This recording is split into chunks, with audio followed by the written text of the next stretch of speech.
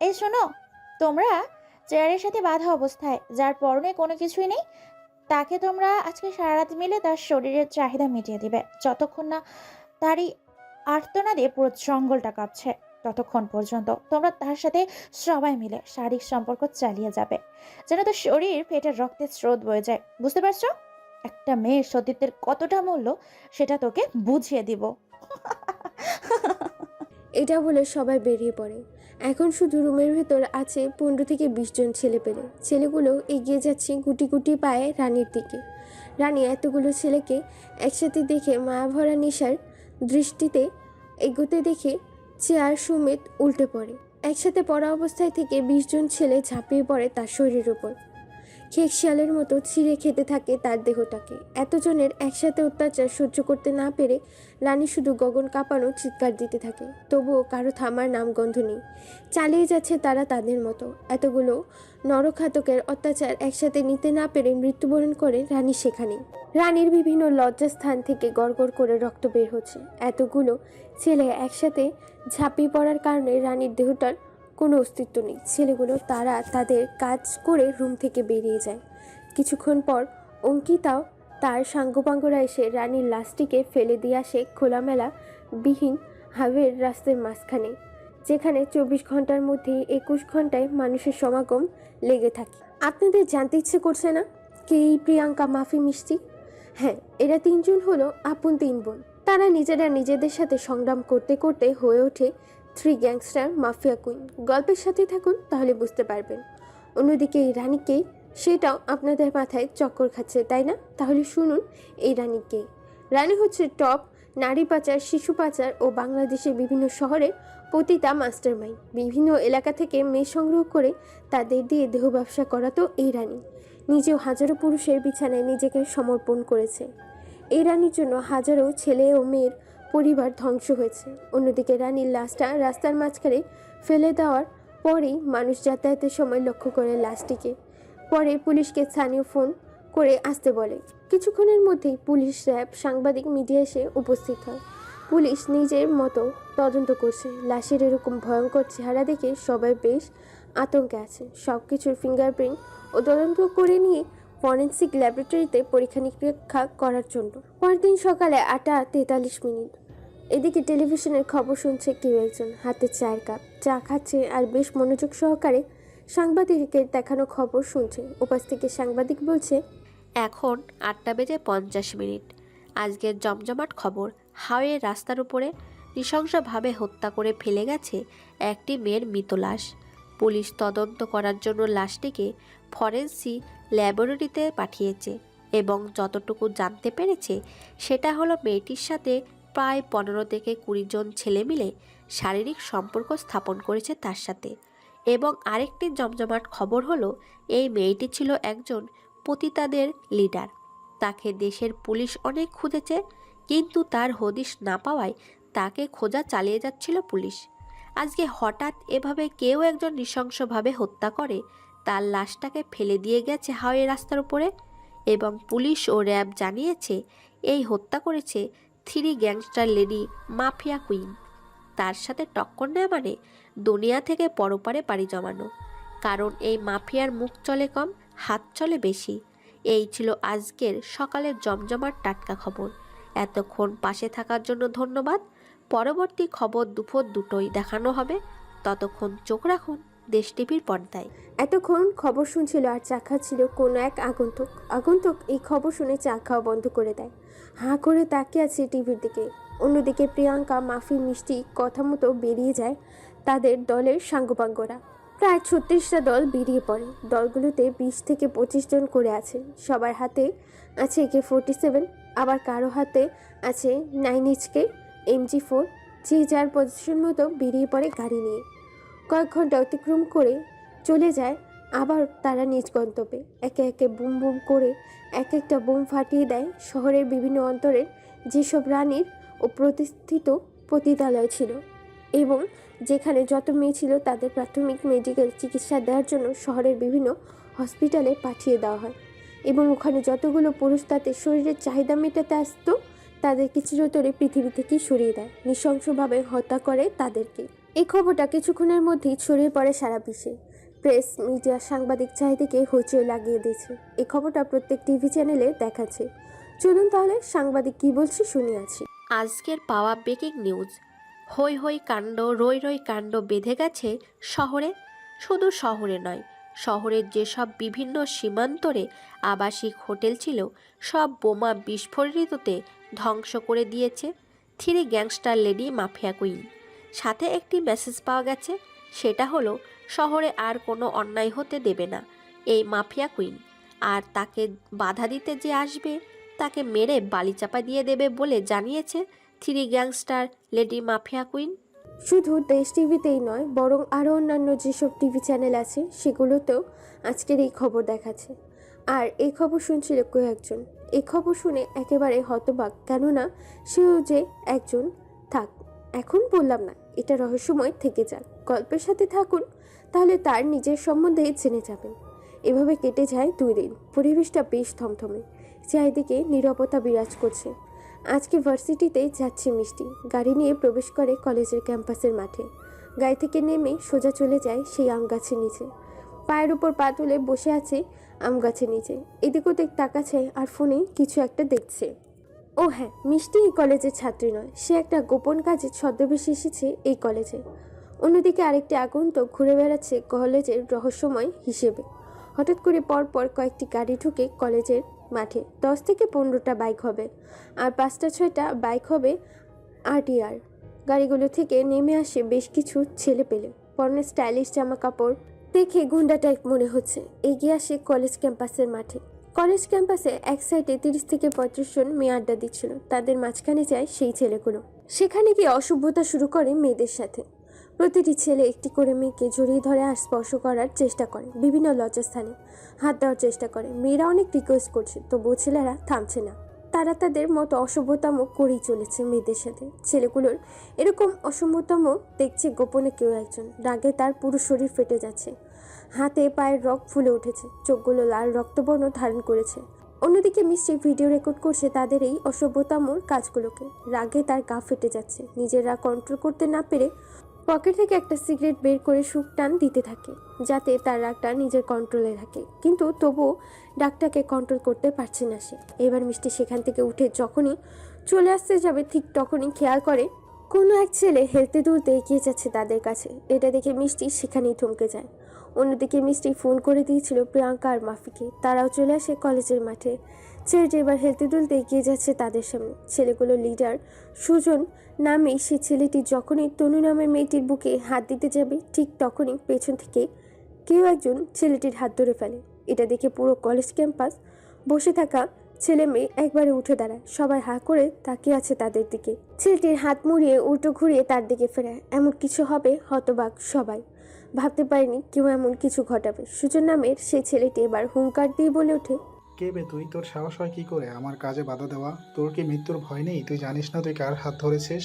ছেলেটি এবার একটা রহস্যময় মুচকি একটা হাসি দিয়ে বলতে শুরু করে, জি ভাই, আপনি বলে আপনার হাতটা ধরেছি, তার মৃত্যুর ভয় নেই বলে আপনার সামনে এসে হাজির হয়েছি, আর আপনার পাওয়ার সম্বন্ধে জানি বলে আপনাকে বাধা দিতে এসেছি।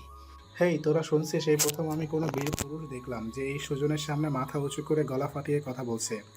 আমার পাওয়ার সম্বন্ধে জানা সত্ত্বেও আমার কাজে বাধা দিতে এসেছে। বাপের বেটা বলতে হবে। আরে ভাই কি যে বলো না, বাপ ছাড়া কি পৃথিবীতে আসতে পারি?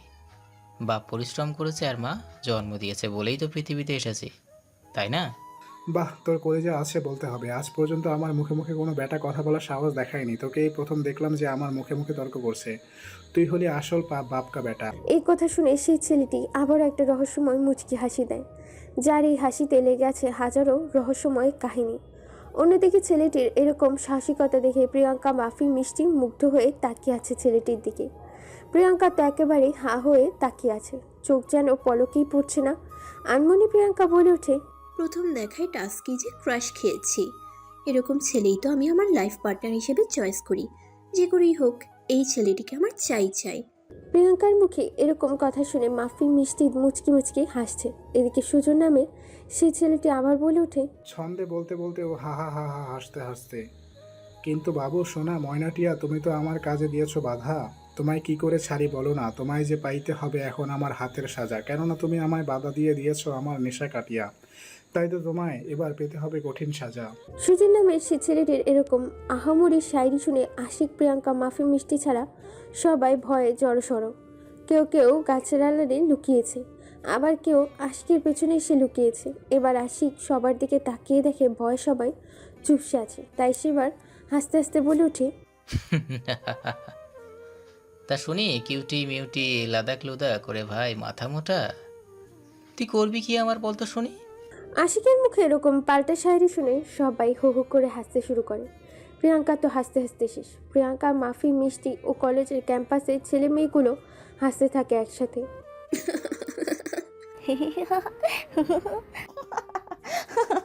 সুজন সবাইকে এভাবে হাসতে দেখে বেশ লজ্জা পায়, সাথে ভীষণ রেগে যায়, হাত মুষ্টিবদ্ধ করে ফেলে। সুজনের সাথে থাকা চেলাপালাগুলো বেশ রেগে যায়। সুজন এবার রেগে গিয়ে তার পাশে থাকা মেয়েটির জামা একটানে ছিঁড়ে ফেলে। হঠাৎ এমন কিছু হয়, সবাই হতবাক, সবার হাসি থেমে যায়।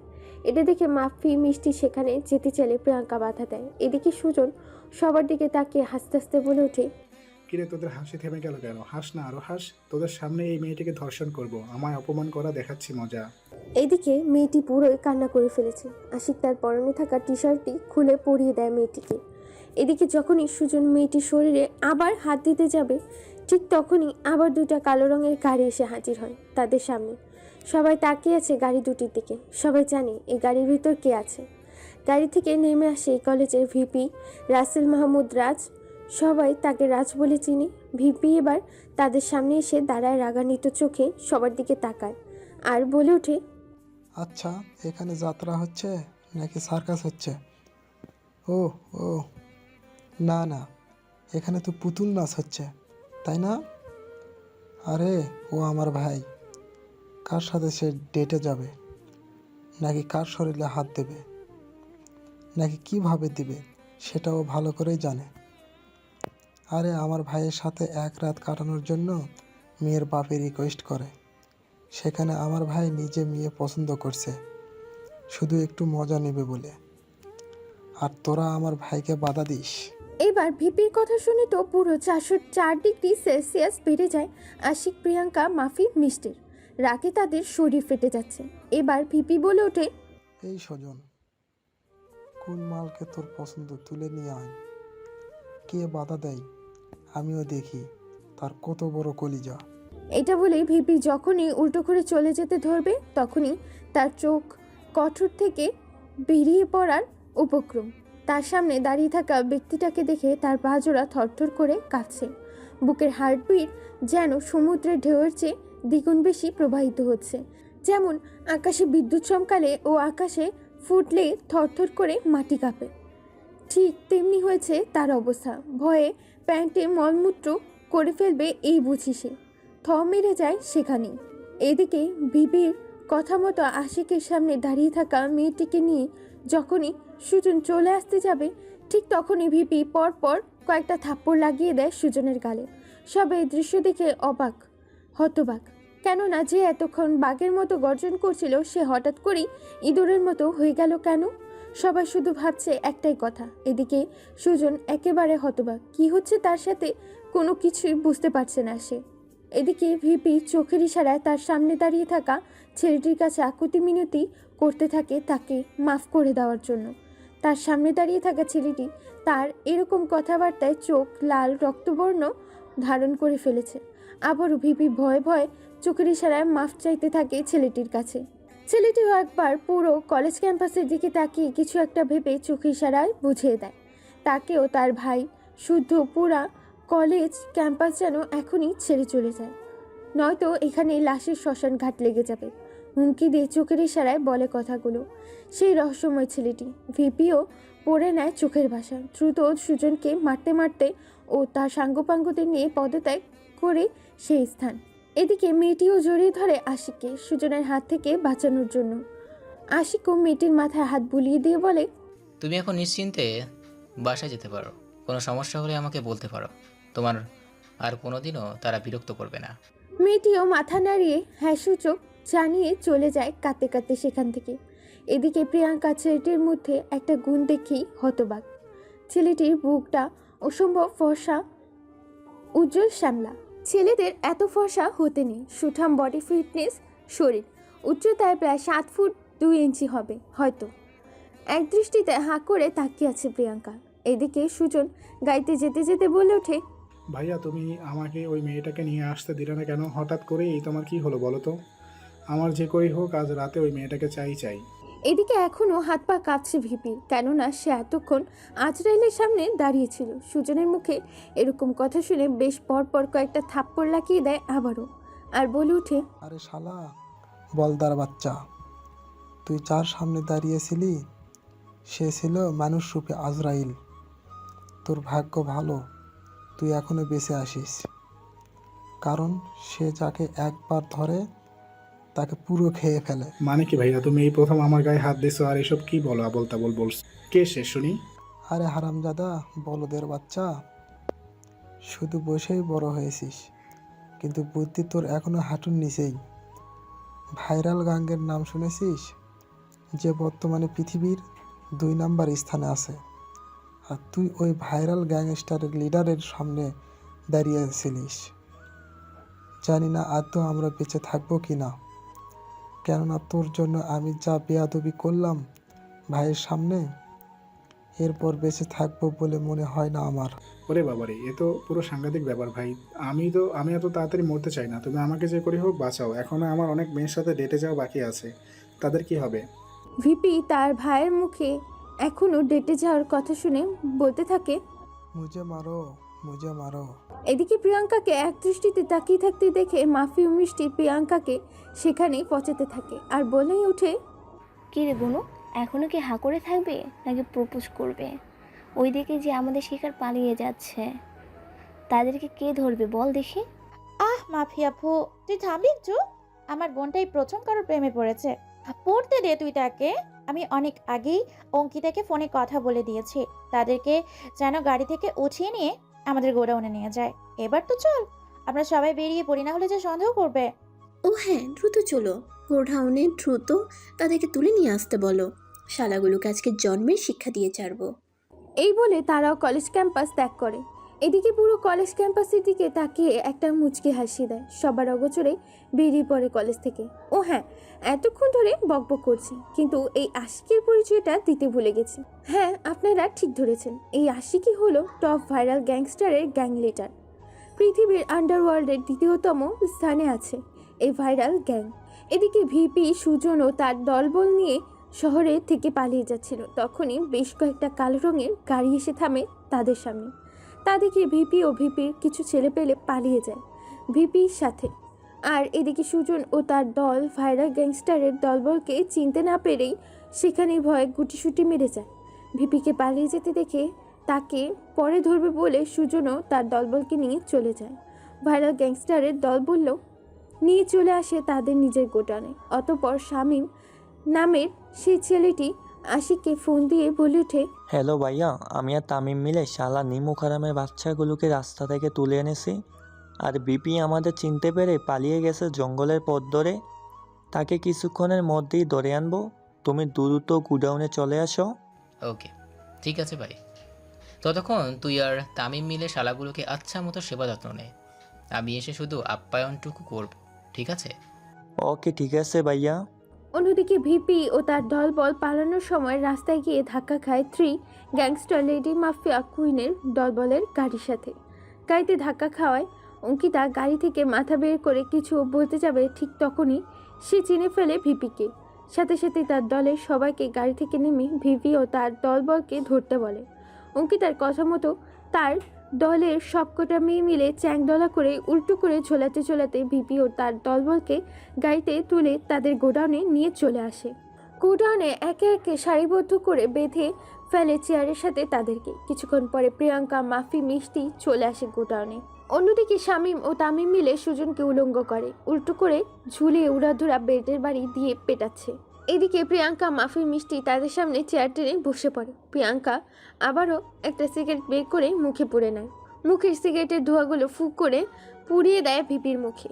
ভিপি মেয়েটির এরকম কর্মকাণ্ড দেখে রেগে বলে ওঠে, সালিম বাইনচোদের বাচ্চা, তোর কত বড় সাহস! তুই এই রাসেল মাহমুদ রাজের সাথে বেয়াদবি করিস? এই তুই জানিস না আমি কে? তোর সাহস কি করে হয় আমাকে তুলে আনার?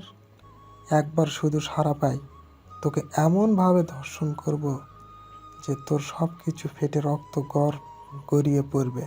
এটা শুনে প্রিয়াঙ্কা, মাফি, মিষ্টি ও অঙ্কিতা তার দলবল উচ্চস্বরে হাসতে থাকে। হা হা হা। প্রিয়াঙ্কা আবারও তার মুখে থাকা সিগারেটের ধোঁয়া উড়িয়ে দেয় ভিপির মুখে। ভিপি সিগারেটের ধোঁয়ার গন্ধে খক খক করে কেসে ওঠে। তা দেখে প্রিয়াঙ্কা হাসতে হাসতে বলে ওঠে, কি রে, তোরা শুধু এটাকে তুলে নিছিস? এটার সঙ্গে যে আরেকটা ছিল, ওটা কোথায়? ম্যাম, আমরা একে রাস্তায় পাই আর সেখান থেকেই তুলে আনি, কিন্তু এর ভাইকে পাইনি। চিন্তা করবেন না, তাকেও খুঁজে বের করে আনবো। এবার প্রিয়াঙ্কা আরেকটি মুচকি হাসি দিয়ে ভিপির উদ্দেশ্যে বলে, তাই নাকি? ছাড়া পেলে তুই আমাদের প্রত্যেককে ধর্ষণ করে মেরে ফেলবি? এতই তোর চাহিদা? ওকে, ঠিক আছে, তোর আশা পূরণ করব। এখানে দেখতে তো পাচ্ছিস আমি শুদ্ধ প্রায় 300 মেয়ে আছি। সবাই যদি একসাথে তোকে নিয়ে বিছানায় যাই তাহলে লোড সামলাতে পারবি তো? তোর ওইটা আর ওইটা থাকবে না, হয়ে যাবে। আর তোকে তো দেখে বোঝা যাচ্ছে তোর শরীরে কিছুই নেই। তোকে যদি 1 ঘন্টার জন্য আমার দলের একটা মেয়ের সাথে এক রুমে ছেড়ে দেই, তাহলে তো আমার দলের মেয়েটাকে বিছানায় নিয়ে যাওয়ার আগেই তোর সব বেরিয়ে যাবে। তুই কিনা আমাদের প্রত্যেককে ধর্ষণ করে মেরে ফেলবি? আরে আপু, তুই বলদের ঘরে বলদের সাথে এত কথা বলিস কেন? সে যা অন্যায় করেছে তাকে 10 বার মৃত্যু দিলেও আমাদের শান্তি হবে না। হ্যাঁ মাফি আপু, তুই একদম ঠিকই বলেছিস। আর একে আমি আমার নিজের হাতে শাস্তি দিব। এর এমন এমন জায়গায় আঘাত করব যেটা মৃত্যুর থেকেও ভয়ঙ্কর হবে। এটা শুনে ভিপি এবার বেশ ঘাবড়ে যায়। কপাল বেয়ে টুপটুপ করে ঘাম পড়ছে। তবুও ভিপি ভয় ভয় বলে ওঠে, মা মা মানে কি? কে কে তোমরা? আর আমাকে এখানে এভাবে তুলে এনেছো কেন? কি কি কি চাই তো তোমাদের? আমাকে ছেড়ে দাও তোমরা, না হলে তোমাদের কারো ভালো হবে না। ওলে বাবালে, ছেলের দেখি মুখে খই ফুটছে ম্যাম। মুখ বন্ধ করে দিব নাকি নাকি সেলাই করে দেব? অঙ্কিতা, থাম, এত তাড়াহুড়া করতে নেই। ও যেহেতু আমাদের পরিচয় জানতে চাচ্ছে, তাহলে শুনিয়ে দে একবার। ওকে ম্যাম, ঠিক আছে। ওই কান খাড়া করে এবং কানের সব দরজা খুলে ভালো করে শোন। 3 গ্যাংস্টার লেডি মাফিয়া কুইনের নাম শুনেছিস? তোর সামনে এখন যারা বসে আছে তারাই হলো 3 গ্যাংস্টার লেডি মাফিয়া কুইন, যাদের গ্যাংটা পুরো পৃথিবীতে জুড়ে আন্ডারওয়ার্ল্ডের বৃহত্তম স্থানে আছে। আর তোকে এখানে তুলে এনেছি মারবো বলে। তোর আজকে মৃত্যু আমাদের হাতেই অনিবার্জিত। অঙ্কিতার মুখে এরকম কথা শুনে ভিপির হাঁটু কাঁপাকাঁপি শুরু করে দিয়েছে। হার্টবিট দ্রুত চলছে, রক্ত চলাচল বন্ধ হয়ে গেছে, শরীর ঠান্ডা হয়ে গেছে। না চাইতেও ভয়ে প্যান্টে হিসু করে ফেলেছে। এটা দেখে সবাই আবার সেখানেই হাসতে শুরু করে। প্রিয়াঙ্কা ভিপির এরকম অবস্থা দেখে হাসতে হাসতে বলে ওঠে, তুই ভয় পাস না, তোকে বেশিক্ষণের জন্য বাঁচিয়ে রাখবো না। তোর সময় এখন থেকেই শুরু হয়ে গেছে। এই অঙ্কিতা, শালা নেমো খারামের বাচ্চাটার পরনে থাকা আন্ডারওয়্যার থেকে শুরু করে দ্রুত সব কিছু খুলে নেয় সবার। প্রিয়াঙ্কার কথা মতো অঙ্কিতা ও কিছু মেয়ে মিলে প্রত্যেকের সব কিছু খুলে দেয়। এখন তারপর তারা উলঙ্গ করে চেয়ারের সাথে বাঁধা আছে। সবার এরকম অবস্থা দেখে সবাই উচ্চস্বরে হাসতে থাকে। তারপর প্রিয়াঙ্কা, মাফি, মিষ্টি 3 জন মিলে হ্যান্ড গ্লাভস পরে নেয়। অতঃপর প্রিয়াঙ্কা ভিপির পুরুষ লিঙ্গটার ওপর সিগারেটের আগুন দিতে থাকে। তাদের এরকম অত্যাচারে ভিপি গরুর মতো চিৎকার করছে। তার এই চিৎকারে সবাই অট্টহাসিতে মেতে ওঠে। প্রিয়াঙ্কা সিগারেটের আগুন দিয়ে ভিপির পুরুষলিঙ্গটা পুড়িয়ে লণ্ডভণ্ড করে ফেলে।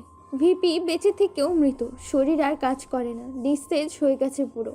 ভিপির লজ্জাস্থানটা পুড়ে মোমের মতো গলে পড়তে শুরু করেছে। এটা দেখে সবাই আবারও হাসতে শুরু করে। এবার প্রিয়াঙ্কা ভিপির জিহ্বাটা এক টান দিয়ে টেনে বের করে অন্য হাত দিয়ে ক্যাচ করে কেটে ফেলে। সাথে সাথে ভিপি সেখানেই মৃত্যুবরণ করে। রক্তের যেন পুরো রুমটা স্রোত বয়ে যাচ্ছে। প্রিয়াঙ্কা মতোই মাফি আর মিষ্টি বাকিদের অবস্থা করে। অতঃপর প্রিয়াঙ্কা, মাফি, মিষ্টি ভিপির মতো অবস্থা করতে বলে সবার, আর লাশগুলো ফেলে দিয়ে আসতে বলে কলেজের গেটের সামনে। এই বলে তারা 3 জনে চলে যায় তাদের নিজের বাড়িতে। অন্যদিকে আশিকও চলে আসে তার নিজের গোডাউনে। গোডাউনে এসে শামীমের কাছে একটা গ্লাস শরবত চায়। কিছুক্ষণ পর তামিম এসে আশিককে শরবতের গ্লাস দেয়। শরবত খেয়ে আশিক সুজনের সামনে চেয়ার টেনে বসে পড়ে। সুজনকে উলঙ্গ করে মারধর করার পরে সেরকমভাবেই বসিয়ে রাখে। এটা দেখে আশিক হাসতে হাসতে বলে ওঠে, কিরে, তোরা কি তার পুরুষ লিঙ্গটাতেও তো আঘাত করছিস নাকি, যে সেটা আমায় দেখে ভয়ে লুকিয়ে আছে তার আফ্রিকার জঙ্গলে, আর এটা নিয়ে নাকি সে যাবে মেয়েদেরকে ধর্ষণ করতে? How funny. ভাই আমার ভুল হয়ে গেছে, আমি আপনাকে চিনতে পারিনি। আমি অনেক বড় অন্যায় করে ফেলেছি, আপনার সঙ্গে অনেক বেয়াদবি করেছি। প্লিজ আমাকে এবারের মতো ছেড়ে দিন, আর কোনোদিন এমন ভুল হবে না। তারা আমায় অনেক মেরেছে, এমনকি আমার লজ্জা স্থানেও অনেক আঘাত করেছে। তাদের এরকম মনোমান্তিকর আঘাতে আমার জীবন থেকে আত্মাটা বেরিয়ে যাওয়ার উপক্রম। অবশ্যই তোকে ছেড়ে দিব, তবে সারা জীবনের জন্য দিব। যেহেতু তোকে অনেক মেরেছে সেজন্য তোকে আর মারবো না, তোকে এখন ছেড়ে দিব। এই শামীম আর তামিম, তোরা এর পোশাক আশাক পরিয়ে এর শরীরে একটা বোম ফিট করে দিবি, যাতে কেউ বুঝতেও না পারে। আর বোমটা এমনভাবে ফিট করবি যাতে সে তার দৌড়ানোর থামালেই বোম ফুটে যায়। যতক্ষণ সে দৌড়াতে পারবে ততক্ষণ অবধি সে বেঁচে থাকবে। দৌড়ানো বন্ধ করলেই যে প্রাণে মারা যাবে। ওকে ভাইয়া, ঠিক আছে, তুমি তাহলে রেস্ট নাও, আমি আর তামিম মিলে সব ব্যবস্থা করছি। অতঃপর আশিক সেখান থেকে চলে যায়। অন্যদিকে অঙ্কিতারা সবাই মিলে একে একে সেভাবেই তাদের প্রত্যেকে গরুর মতো শাস্তি দিয়ে জিহ্বা কেটে মেরে ফেলে এবং লাশগুলোকে কলেজের সামনে ফেলে দিয়ে চলে আসে। এদিকে শামীম ও তামিম মিলে সুজনের শরীরে বোম ফিট করে ছেড়ে দিয়ে আসে জনশূন্য এক নির্জন রাস্তায়। সুজন দৌড়াতে থাকে ঘোড়ার মতো, কেননা তাকে তো বাঁচতে হবে। সুজন দৌড়াতে থাকে, দৌড়াতে দৌড়াতে প্রায় 5 কিলোমিটার রাস্তা অতিক্রম করে তার পার চলছে না, তবু জীবন বাঁচতে লড়ছে নিজের সাথে। অতঃপর আর কিছুটা দূর গিয়ে সুজন দৌড়াতে না পেরে বোম ফুটে বিস্ফোরিত হয়ে সেখানেই মারা যায়। শরীর ফেটে খণ্ড খণ্ড হয়ে যায় তার। অন্যদিকে চেয়ারের উপর পা তুলে একের পর এক ড্রিঙ্কস করছে কেউ একজন, মুখে সিগারেটের টেবিলের উপর চাপ, তারপর বিভিন্ন রকমের মাতাল করা মদের ভাণ্ডার। পরনে তেমন কিছু নেই, শুধু আছে একটা ব্রা আর একটা ছোট প্যান্ট। রাগ করে একের পর এক মদ খেয়ে চলেছে মহিলাটি আর কেউ না, রানীর মা গোপনে এইসব করছে। আর রানীকে সাপোর্ট দিত তার মা মেয়ে মিলে এই ব্যবসায় জড়িত ছিল। কিন্তু রানীর মৃত্যুর পরে রানীর মা ভেঙে পড়ে, খুঁজতে থাকে 3 গ্যাংস্টার লেডি মাফিয়া কুইনকে। তার মার নাম হচ্ছে জরিনা বেগম, সেও দেহ ব্যবসা ও নারী শিশু পাচারে যুক্ত আছে। দেখতে দেখতে সকাল হয়ে যায়। সকালে রাস্তায় মানুষের সমাগম লেগে গেছে। শহরের দুই দিকে দুই প্রান্তে হইচই লেগে গেছে মানুষের। পুলিশ কোনো দিক থেকে কোনো দিকে যাবে হিমশিম খাচ্ছে। সাংবাদিক, প্রেস, মিডিয়া তাদের মতো খবর ছাপানো শুরু করে দিয়েছে। এদিকে সাংবাদিক টিভির পর্দায় বলছে, আজকের আবারও ঘটে যাওয়া হই হই রই রই কাণ্ড। শহরের দুই প্রান্তে ঘটেছে বিশাল ঘটনা। একজনকে বোম দিয়ে বিস্ফোরিত করে মারা হয়েছে, আর অপরদিকে শহরের আরেক প্রান্তে বেশ কয়েকজনকে মনোমান্তিকরভাবে মারা হয়েছে। তবে পুলিশ ও র্যাব তদন্ত করে দেখতে পেয়েছে তাদের প্রত্যেকেরই পুরুষ লিঙ্গ নেই। তাদের ওই লজ্জাস্থানে কেউ আগুন দিয়ে পুড়িয়ে দিয়েছে। এটা যেন সবাইকে আরও চমকে দিয়েছে। কিভাবে মেরেছে এতটা নৃশংসভাবে? এই ছিল এতক্ষণকার খবর। সাথে থাকুন আরও নতুন নতুন এরকম ব্রেকিং নিউজের আপডেট পেতে। এতক্ষণ আমি ছিলাম আপনাদের সাথে সুইটি চৌধুরী, দেশ টিভির চ্যানেলে। এই খবর শুনে 3 গ্যাংস্টার লেডি মাফিয়া কুইন ও তার দলবল উচ্চস্বরে হাসতে থাকে। এই খবর দেখছিল ভাইরাল গ্যাংস্টার আশিক। এই খবর দেখে পুরো স্তম্ভ। তার খুব ইচ্ছে করছে 3 গ্যাংস্টার লেডি মাফিয়া কুইনের সাথে দেখা করার। ছেলেগুলোর এরকম মৃত্যুর কথা শুনে আশিক একজন মাফিয়া হয়ে বেশ ভয় পায়, কেননা সে জানে তার চেয়েও ভয়ঙ্কর 3 গ্যাংস্টার লেডি মাফিয়া কুইন। অন্যদিকে এতক্ষণ কেউ একজন দেখছিল এই খবর। হঠাৎ তার চোখ আটকে যায় টিভি দেখে। এটা দেখে হাতে থাকা চায়ের কাপটা পড়ে যায় ফ্লোরে। নিজের ছেলের লাশটা টিভির সামনে দেখতে পেয়ে বেশ ঘাবড়ে যায়। থপ করে সোফায় বসে পড়ে। কোনো কিছুই ভাবতে পারছেন না তিনি। দুইটা ছেলের সন্তান হারিয়ে নিঃস্ব হয়ে গেছেন জামাল শিকদার। হ্যাঁ, এই জামাল শিকদারের ছেলে পেলেই হচ্ছে সুজন ও ভিপি রাসেল মাহমুদ রাজ। এই জামাল শিকদার বিভিন্ন স্মাগলিং কাজে জড়িত আছে, বিভিন্ন সন্ত্রাসী জঙ্গলি গোষ্ঠীর সাথে হাত মিলিয়েছে। ছেলেদের খুনের প্রতিশোধ কিভাবে নিবে কষতে থাকে। জামাল শিকদার হিংস্র হয়ে ওঠে খুনের প্রতিশোধ নেওয়ার জন্য। এদিকে 3 গ্যাংস্টার মাফিয়া লেডি কুইন, অন্যদিকে ভাইরাল গ্যাংস্টার আশিক, শামীম, তামিম মিলে সবাই অপেক্ষা করছে তাদের নেক্সট মিশনের জন্য। এভাবেই কেটে যায় আরও 1 সপ্তাহ। এই 1 সপ্তাহে জামাল শিকদার কোনো একভাবে খবর নিয়ে জানতে পেরেছে তার এই শহরে দেহ ব্যবসায়ী জরিনা বেগমের মেয়েকে লেডি মাফিয়া কুইন মেরেছে। তাই তার সাথে হাত মিলিয়ে 3 গ্যাংস্টার লেডি মাফিয়া কুইন ও ভাইরাল গ্যাংস্টারের গ্যাং লিডারকে ধ্বংস করার জন্য হাত মিলাবে। ভাবতে ভাবতে গাড়ি নিয়ে বেরিয়ে পড়ে জামাল শিকদার। কিছুক্ষণের মধ্যেই পৌঁছে যায় জরিনা বেগমের বাড়িতে। বাড়িতে গিয়ে কলিং বেল বাজাতেই খুলে দেয় কেউ একজন দরজা। অতঃপর দেখিয়ে দেয় জরিনা বেগমের রুম। জামাল শিকদার তার দেখানো রুমেই চলে যায়। রুমে গিয়ে তো জামাল শিকদারের যায় অবস্থা, কেননা ছোট্ট একটা প্যান্ট পরে আছে আর শরীরে একটা ব্রা ছাড়া আর কোনো কিছুই নেই। বাকি সব স্পষ্টই দেখা যাচ্ছে। কেননা একটা পুরুষের সামনে যদি এরকম কেউ অর্ধউলঙ্গ হয়ে থাকে, তাহলে একটা পুরুষ নিজেকে কন্ট্রোল করে রাখাটা বেশি দায় হয়ে যায়। জামাল শিকদারের এরকম অবস্থা থেকে জরিনা বেগম হাসতে হাসতে বলে ওঠে, আরে জামাল শিকদার জি, কি ব্যাপার? এভাবে ঘামছেন কেন? কি ব্যাপার? এভাবে দেখেই এই অবস্থা? বেশ, যদি শরীরের কোনো কিছু না থাকতো তাহলে তো এখানে বুঝি আপনার সব কিছু বেরিয়ে যেত। না মানে মানে আসলে কোনোদিন এইভাবে কাউকে দেখিনি তো, তাই আর কি। কি তার মানে নিজের বউকেও আপনি ঠিকমতো দেখেননি? কি রকম মানুষ আপনি! আনরোমান্টিক। এখানে আসুন তো, আমার পাশে বসুন। এই বলে জামাল শিকদারকে জরিনা বেগম টানতে টানতে তার বাসে এনে বসায়। আর জামাল শিকদার একটা হাত তার নিজের বুকের ওপর রাখে। এটাতে তো জামাল শিকদারের আরও রক্ত চলাচল ও হার্টবিট বেড়ে যায়। এবার বুকের ওপর হাতটা নিয়ে পেট দিয়ে পা পর্যন্ত বয়ে নিয়ে আসে। এটাতে জামাল শিকদারের প্যান্ট ভিজে যায়। তা দেখে জরিনা বেগম হাসতে হাসতে বলে ওঠে, কি মিস্টার জামান শিকদার, মাত্র হাতটা উপরে দিয়ে নিয়েই গেছি, তাতেই এই অবস্থা? যদি বিছানায় নিয়ে যেতাম তাহলে তো সব কিছু বেরিয়ে যেত বুঝি।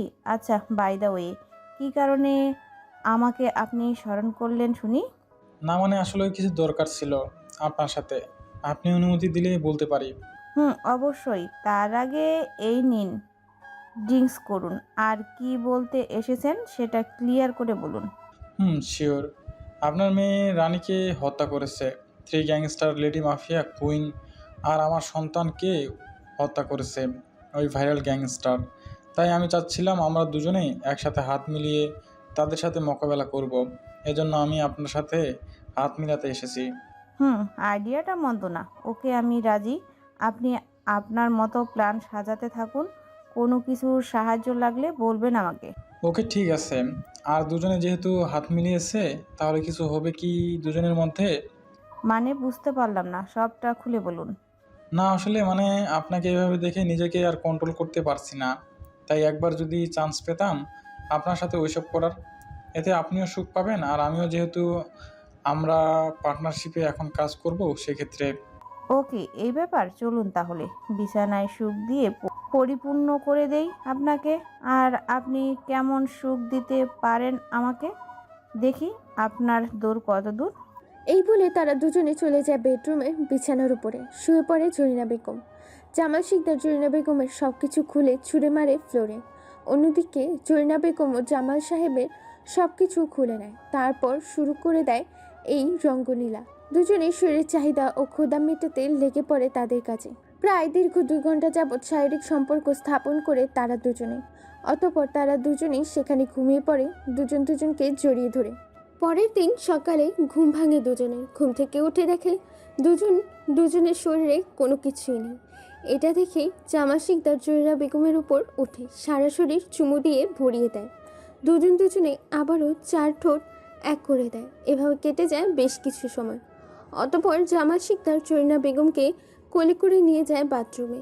দুজনে গোসল করে বাথরুম থেকে বের হয়ে আসে। দুজনে খাবার খেয়ে জামাল শিকদার বাই বলে যখনই বের হতে যাবে, ঠিক তখনই তার মনে পড়ে, তাই উল্টো ঘুরে জরিনা বেগমের ঠোঁটে চুমু খেয়ে বেরিয়ে যায় তার নিজ গন্তব্যে। অন্যদিকে আশিক, শামীম, তামিম মিলে বেরিয়েছে বিজনেসের ডিলের উদ্দেশ্যে। কিছুটা পথ অতিক্রম করে গাড়ি থেমে যায় সেখানে, কেননা হাজার হাজার গাড়ির লাইন লেগে গেছে এই ট্রাফিক জ্যামে। সবাই অপেক্ষা করছে কতক্ষণে এই ট্রাফিক জ্যাম ছাড়বে। হঠাৎ আশিকের চোখ যায় রাস্তার ওপারের সাইডে একটা মেয়ের দিকে। মেয়েটি একটি পাকাটা জামা কাপড় যেখানে সেখানে চেরা, গায়ে লেগে আছে অসংখ্য ময়লা, হাতে একটি কানা বাটি। মেয়েটি প্রত্যেকটি গাড়ির জানলার সামনে গিয়ে মানুষদের কাছে হাত জোড় করে ভিক্ষা চাইছে।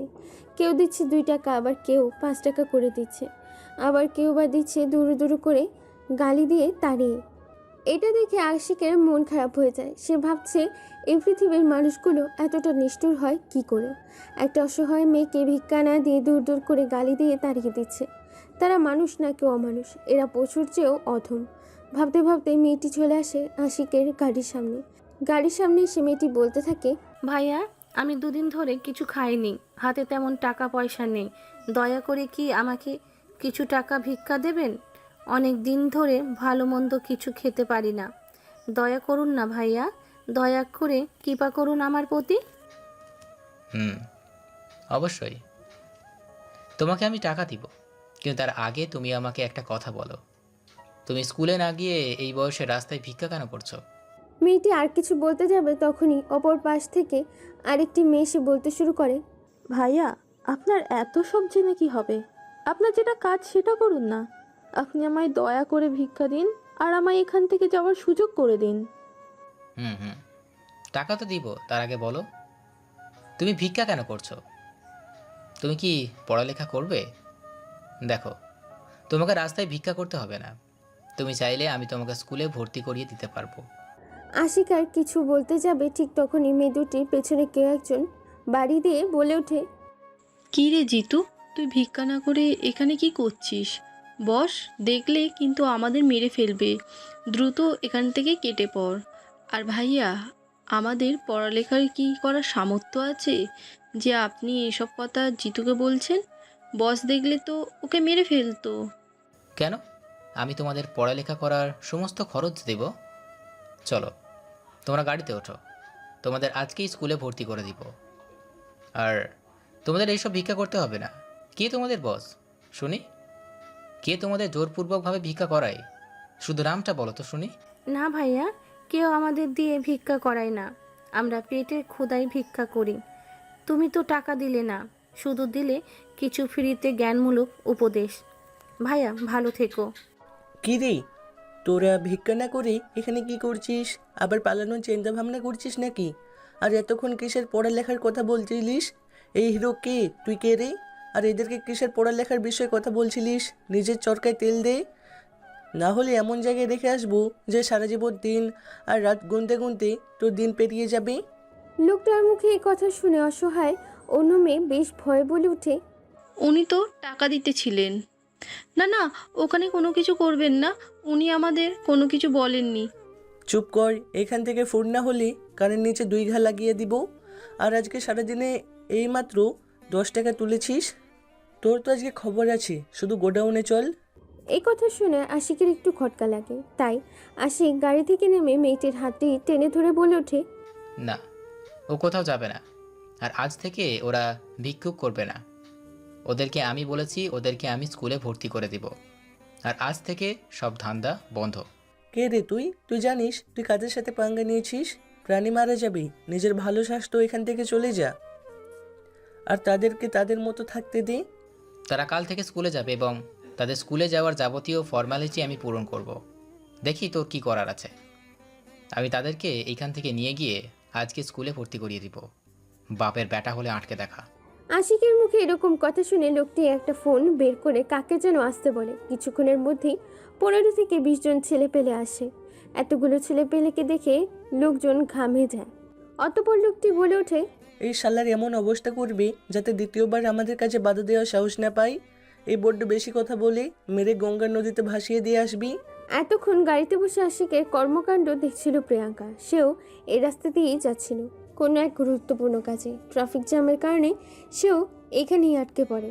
চারদিকটা দেখতে দেখতে তার চোখ যায় আশিকের উপর, আর আশিকের সাথে ঘটে যাওয়া কাহিনী এতক্ষণ দেখছিল প্রিয়াঙ্কা। এদিকে রনি নামের ছেলেটি কথা মতো তার দলের ছেলেগুলো মারতে আসে আশিককে। যখনই একটা ছেলে আশিকের কপাল বরাবর ঘুষি মারবে ঠিক তখনই আশিক হাতটা ধরে ফেলে। অতঃপর বলিউডের সিনেমার নায়কদের মতো একটা হাত ধরে আকাশে বাতাসের সাথে ভাসিয়ে রাখে, ওপর থেকে ধুম করে মাটিতে ফেলে দেয়। মাটিতে পড়ার সাথে সাথেই 3টা আছাড় খায় ছেলেটা। মাটিতে পড়ে 3টা আছাড় খাওয়ার কারণে হাড় পাঞ্জর ভেঙে গেছে একাকার, শক্তিটুকু পাচ্ছে না ছেলেটা।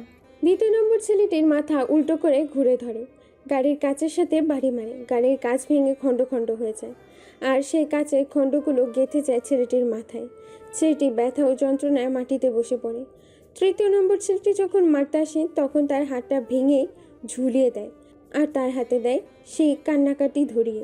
এভাবে একে একে সবকটা ছেলেকে রাস্তার মধ্যে উড়াধুরা পিটানি দেয়। একজনের কাছে মার খেয়ে টনি নামে সে ছেলেটিও তার দলবল পালিয়ে যায় সেখান থেকে। আর আশিকও ওই মেয়ে দুটিকে নিয়ে গাড়িতে এসে বসে। এতক্ষণ এরকম কর্মকাণ্ড দেখছিল প্রিয়াঙ্কা, মাফি, মিষ্টি। প্রিয়াঙ্কা আশিকের এরকম সাহস দেখে একেবারে হতবাক, ভাবছে কি এই ছেলে এতগুলো গুন্ডার সাথে কিভাবে পেরে উঠলো। প্রিয়াঙ্কা ভাবতে ভাবতেই ট্রাফিক সিগন্যাল দিয়ে দেয় আর গাড়িগুলো যেতে থাকে তার নিজ গন্তব্যে। প্রিয়াঙ্কা পুরো আশিকের প্রেমে হাবুডুবু খেতে শুরু করেছে।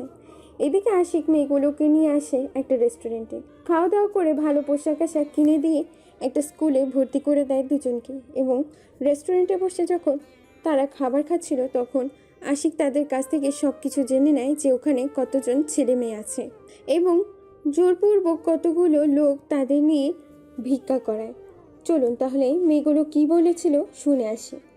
আসলে ভাইয়া আমাদের ওখানে অনেক ছেলে মেয়ে আছে, ওরা আমাদের বিভিন্ন জায়গা থেকে তুলে নিয়ে আসে, তারপর গোডাউনে এনে কিছুদিন রাখে, তারপর শরীরের যে কোনো একটি অঙ্গ কেটে ফেলে দেয়, 2 দিন চিকিৎসা দেয় প্রাথমিক, তারপর আর কোনো চিকিৎসা দেয় না, রাস্তায় ভিক্ষা করতে পাঠিয়ে দেয় আমাদেরকে।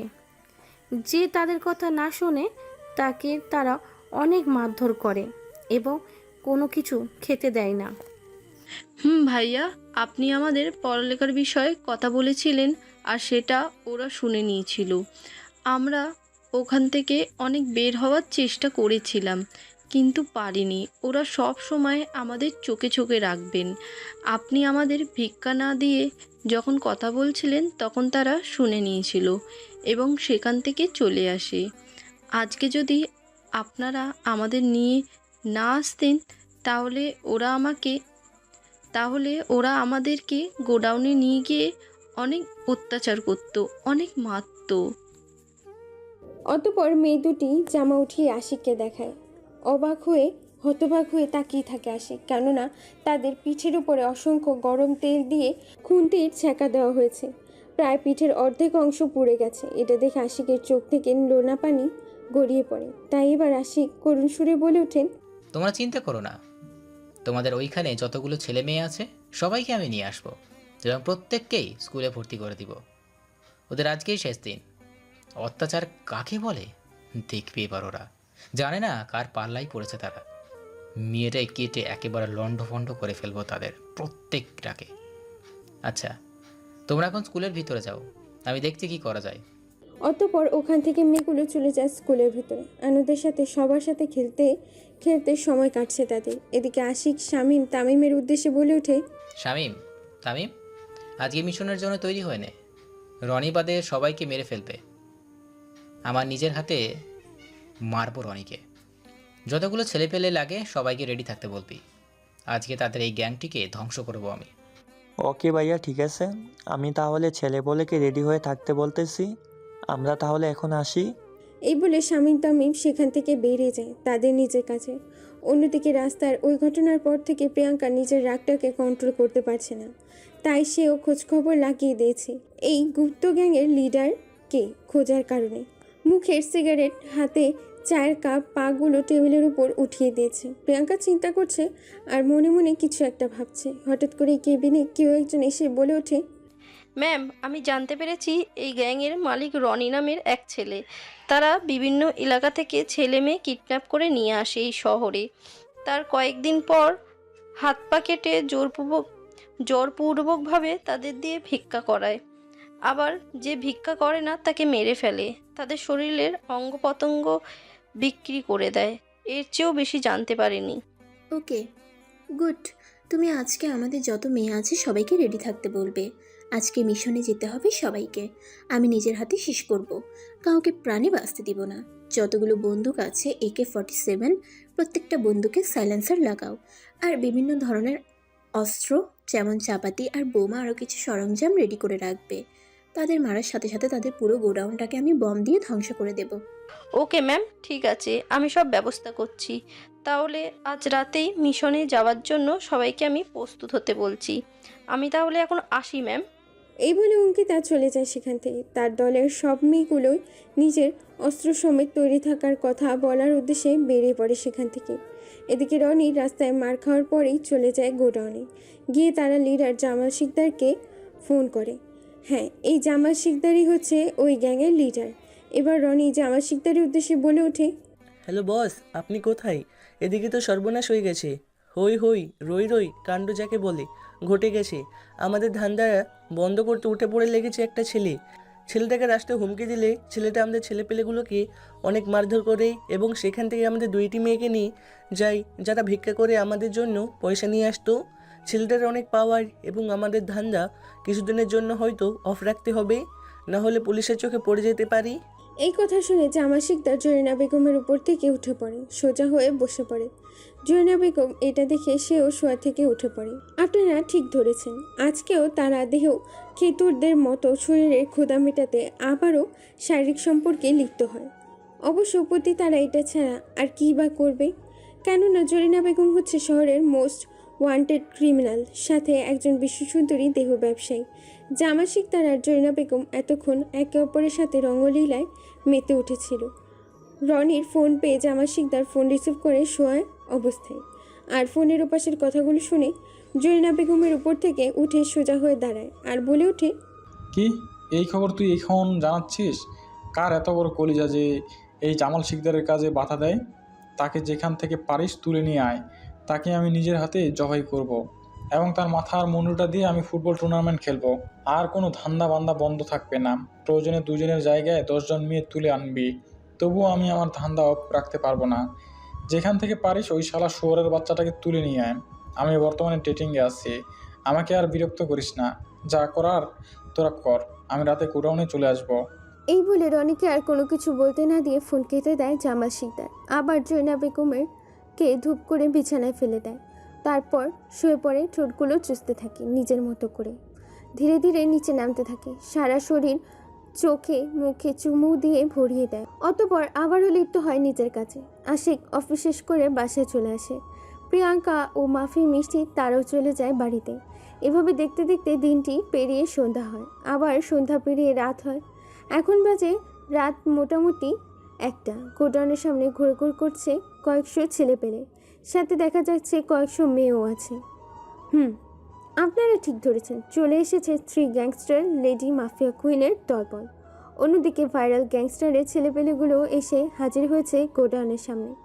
2 দলের সাথে মোকাবেলা করবে জামাল শিকদারের লোকেরা। গোডাউনের ভেতর থেকে কিছু ছেলেমেয়ের চিৎকার চেঁচামেচি ভেসে আসছে তাদের কানে। তাই আর 2 দল দেরি না করে 3 গ্যাংস্টার লেডি মাফিয়া কুইনের দলবল সামনের দরজা ভেঙে ভেতরে প্রবেশ করে। আর ভাইরাল গ্যাংস্টার লোকজন পেছনের দরজা ভেঙে গোডাউনের ভেতর প্রবেশ করে। গোডাউনে থাকা লোকগুলো দেখে ফেলে সবাইকে। লেগে যায় তাদের মধ্যে সংঘর্ষ, হতে থাকে গোলাগুলি করার সময় চোখ পড়ে যায় শামীমের সাথে মিষ্টির, মাফির সাথে তামিমের। কিন্তু কেউ কারো চেহারা দেখতে পাচ্ছে না, মুখে পড়া আছে মাস্ক। তাই 2 দলই হামলা করেছে জামাল শিকদারের লোকেদের ওপরে।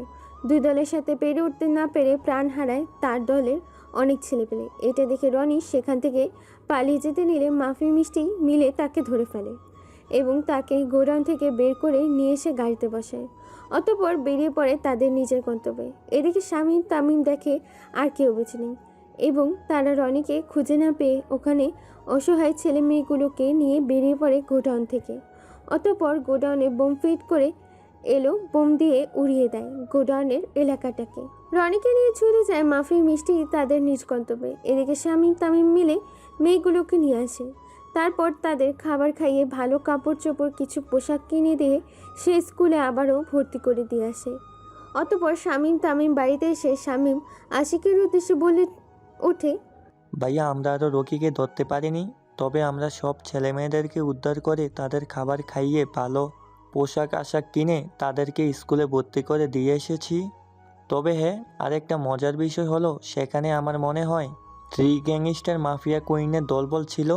কেননা আমরা যখন লড়াই করছিলাম তখন আরেকটা লেডি দল এসে আমাদের সাথে কাঁধে কাঁধ মিলিয়ে মোকাবেলা করে তাদের সাথে।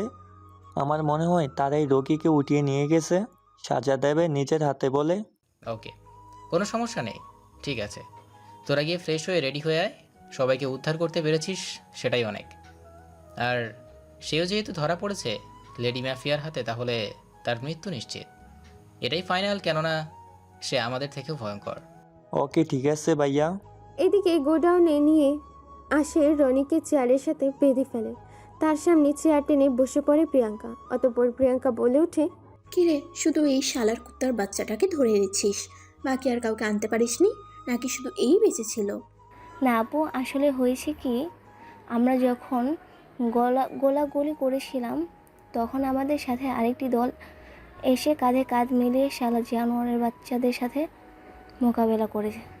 আপু, আমার মনে হয় এটা ভাইরাল গ্যাংয়ের ছেলেপুলেই ছিল যারা আমাদের সাথে কাঁধে কাঁধ মিলিয়ে মোকাবেলা করছিল।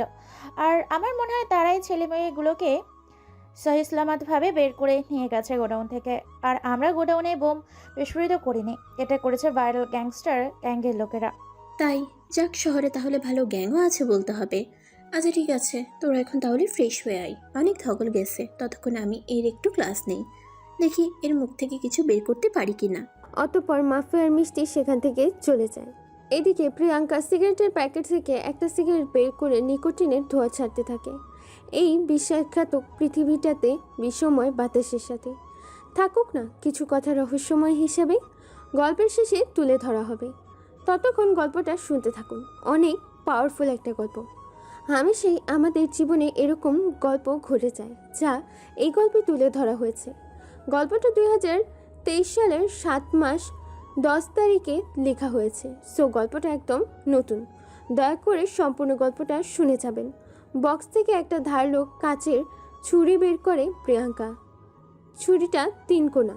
কোনো কিছু বলতে না দিয়ে সেই কাচের ছুরিটা দিয়ে গেঁথে দেয় একেবারে রনির ডান চোখে।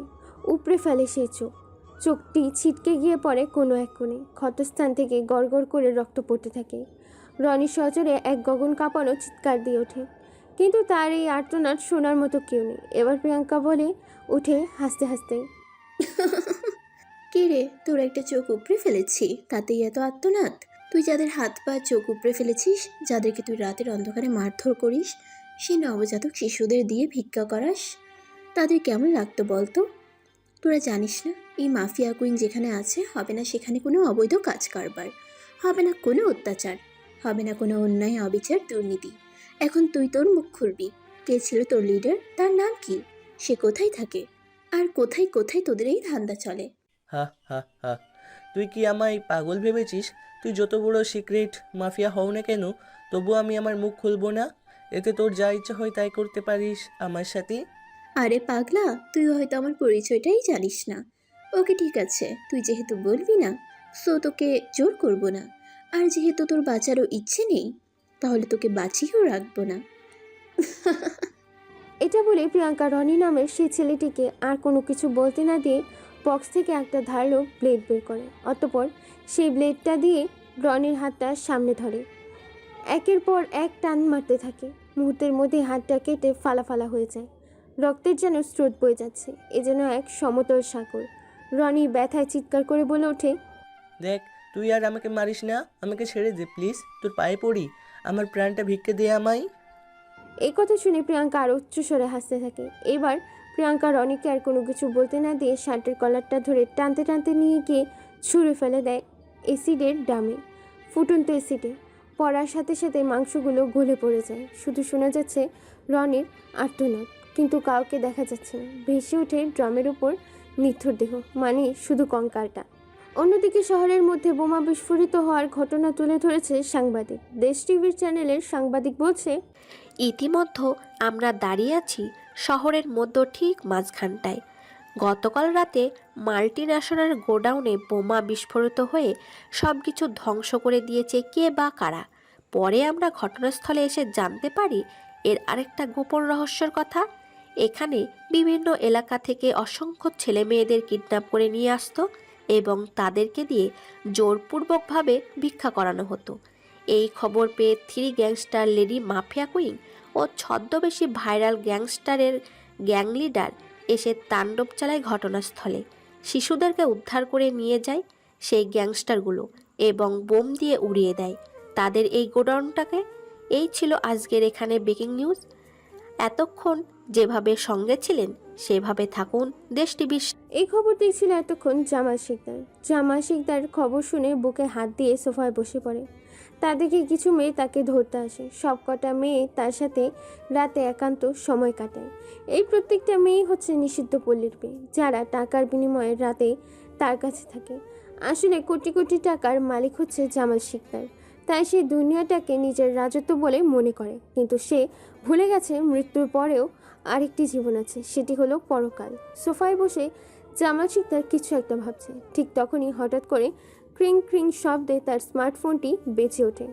ফোনের পাশ থেকে বলছে, হ্যালো বস, আমাদের সব ধান্দা বন্ধ হয়ে যেতে বসেছে। মাফিয়ারা আমাদের সাথে উঠে পড়ে লেগেছে। আমাদের হন্যে হয়ে খুঁজছে, যেখানে পারবে সেখানেই শ্যুট করবে বলে খবর পেয়েছি গোপন সূত্রে। এখন আমরা কি করব তা যে বলুন। চুপ শালি মাকি, তুই আমাকে ভয় দেখাচ্ছিস নাকি তাদের থেকে সাবধান হতে বলছিস?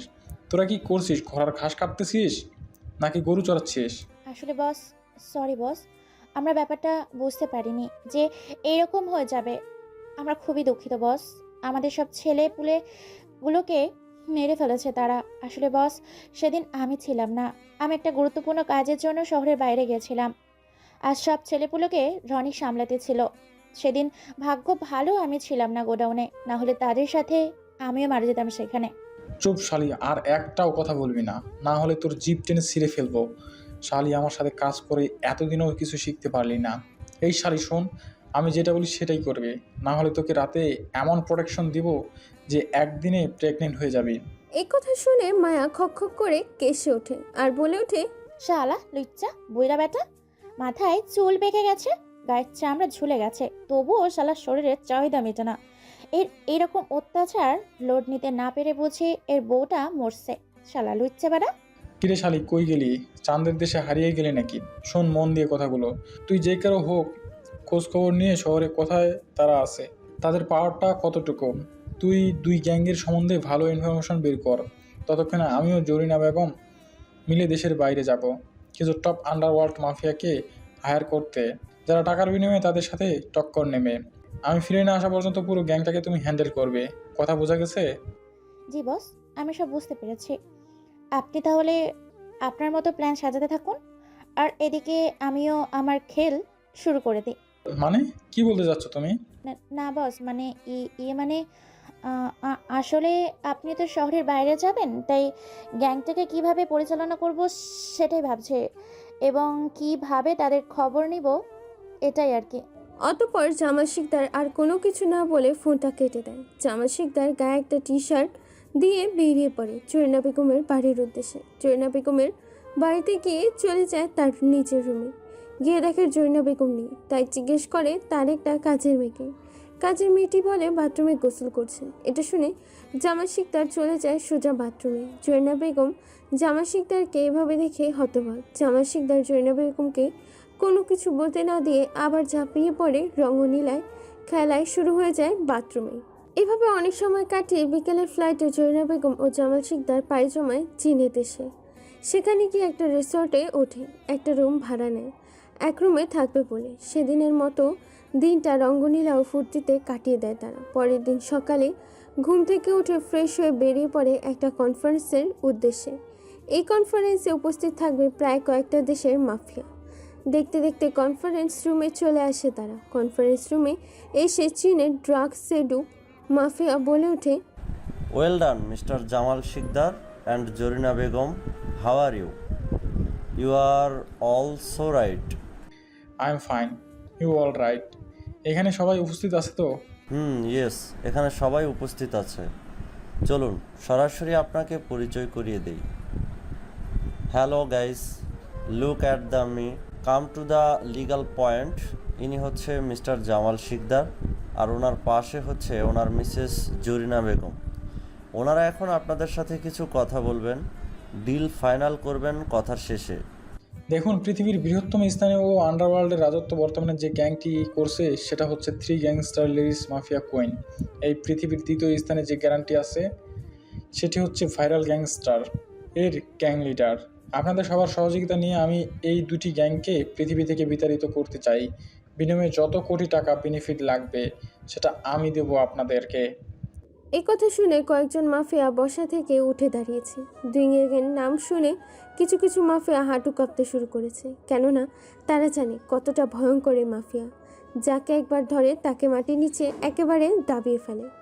এখানে উপস্থিত আছে 8টি গ্যাং, তার মধ্যে 5টি গ্যাং হচ্ছে পরিচালনা করে মেয়েরা। এটা শুনি এজেন্ট মাফিয়া কুইংয়ের গ্যাং লিডার বলে ওঠে, আরে ও ম্যাড, তুমি কি পাগল? তুমি ডেরা মাছ হয়ে পুঁটি মাছের সাথে পাঙ্গা নিতে যাচ্ছ? আরে তোদের তো সে একেবারে গিলে খাবে, দাঁত দিয়ে চাবাবে না পর্যন্ত। তোদের সাথে আমি ডিল ফাইনাল করব না। আমি চাই না আমার প্রাণটা হারাতে, কারণ অর্ধেকের বেশি রাজ করছে গোটা পৃথিবীতে তারই লোকজন। তার একটা ফোনে বেরিয়ে আসবে হাজারো ছেলে মেয়ে, আর সেখানে তাকে মারতে যাবি তোরা। সিক্রেট এজেন্ট মাফিয়া কুইনের মুখে এরকম কথা শুনে প্রায় অর্ধেক মাফিয়ারা ঘামতে শুরু করে দিয়েছে। সবার পা কাঁপছে, কারণ সবাই জানে সে কতটা ভয়ঙ্কর হিংস্র। একবার খেপে গেলে রক্ষা নেই কারো। সে একবার যাকে ধরে তাকে একেবারে মাটির নিচে দাবিয়ে ফেলে। সিক্রেট এজেন্ট মাফিয়া কুইনের মুখে এরকম কথা শুনে বসা থেকে উঠে দাঁড়ায় সাইবার ওয়ার্ল্ডের লেডি মাফিয়া, বলে, তুমি ঠিক বলেছ, আমরা আজকেই ওই দেশে যাব। তার আগে তুমি বসকে সব কিছু ফোনে খুলে বলো, আর সব কিছু রেডি রাখতে বলো, কারণ আজকেই তারা দেশে ব্যাক করবে, সাথে আমরাও যাব। অতঃপর এই বলে সিক্রেট এজেন্ট মাফিয়া কুইন সেখান থেকে বেরিয়ে যায়। তার দেখা দেখি সাইবার ওয়ার্ল্ডের লেডি মাফিয়া বেরিয়ে যায়। তাদের এরকম কথাবার্তা শুনে ভয়ে কিছু মাফিয়া ডিল ফাইনাল না করে নিজেদের প্রাণ বাঁচানোর ভয়ে মিটিং থেকে বেরিয়ে যায়। অন্যদিকে কিছু মাফিয়া মিলে প্ল্যান করতে বসে যায় কি থেকে কি করবে, কিভাবে 3 গ্যাংস্টার লেডি মাফিয়া কুইন ও ভাইরাল গ্যাংয়ের লিডারকে কিভাবে পৃথিবী থেকে বিতাড়িত করবে। মাফিয়ারা তাদের মতো ভাবতে থাকে, যেমন ইন্টারন্যাশনাল কিং অফ মাফিয়া কালো দুনিয়ার ড্রাগস সেডু মাফিয়া, কালো দুনিয়ার সাইবার ওয়ার্ল্ডের কিং অফ মাফিয়া, ইন্টারনেট জগতের top hacker aka lady mafia queen, syndicate lady mafia আর যে মোস্ট ক্রিমিনাল ওয়ান্টেড ও সাইবার ওয়ার্ল্ডের টপ হ্যাকার মাফিয়া কুইন। সবাই যে যার মতো করে ভাবতে বসে যায় কি করে ধ্বংস করবে তাদের 2 গ্যাংকে। ভাবতে ভাবতে ড্রাগস সেডু মাফিয়া কিং বলে ওঠে, ইয়েস মিস্টার জামাল শিকদার, আমরা আপনার সাথে কাজ করতে রাজি আছি। তবে সত্য আমাদের 100+ মেয়ে লাগবে এবং ওই দেশ থেকে সোনা এবং ড্রাগস স্মাগলিং করে আমাদের হাতে তুলে দিতে হবে। যদি এর সাথে রাজি থাকেন তাহলে ডিল ফাইনাল। ওকে, আমি আপনাদের সাথে রাজি আছি।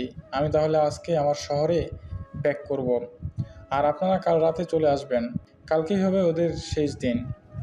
এই বলে জামাল শিকদার সেখান থেকে জরিনা বেগমকে নিয়ে বেরিয়ে পড়ে তার নিজের দেশের উদ্দেশ্যে। অন্যদিকে সিক্রেট এজেন্ট মাফিয়া কুইন এবং সার্ভার ওয়ার্ল্ডের মাফিয়া একসাথে একটা কফি শপে বসে কিছু একটা ভাবছে। তখন সিক্রেট এজেন্ট মাফিয়া কুইন বলে ওঠে, আমাদের উচিত বসকে সব কিছু খুলে বলা, না হলে আমরা পরে বিপদে পড়তে পারি, কারণ তারা সবাই বসকে মারার জন্য উঠে পড়ে লেগেছে।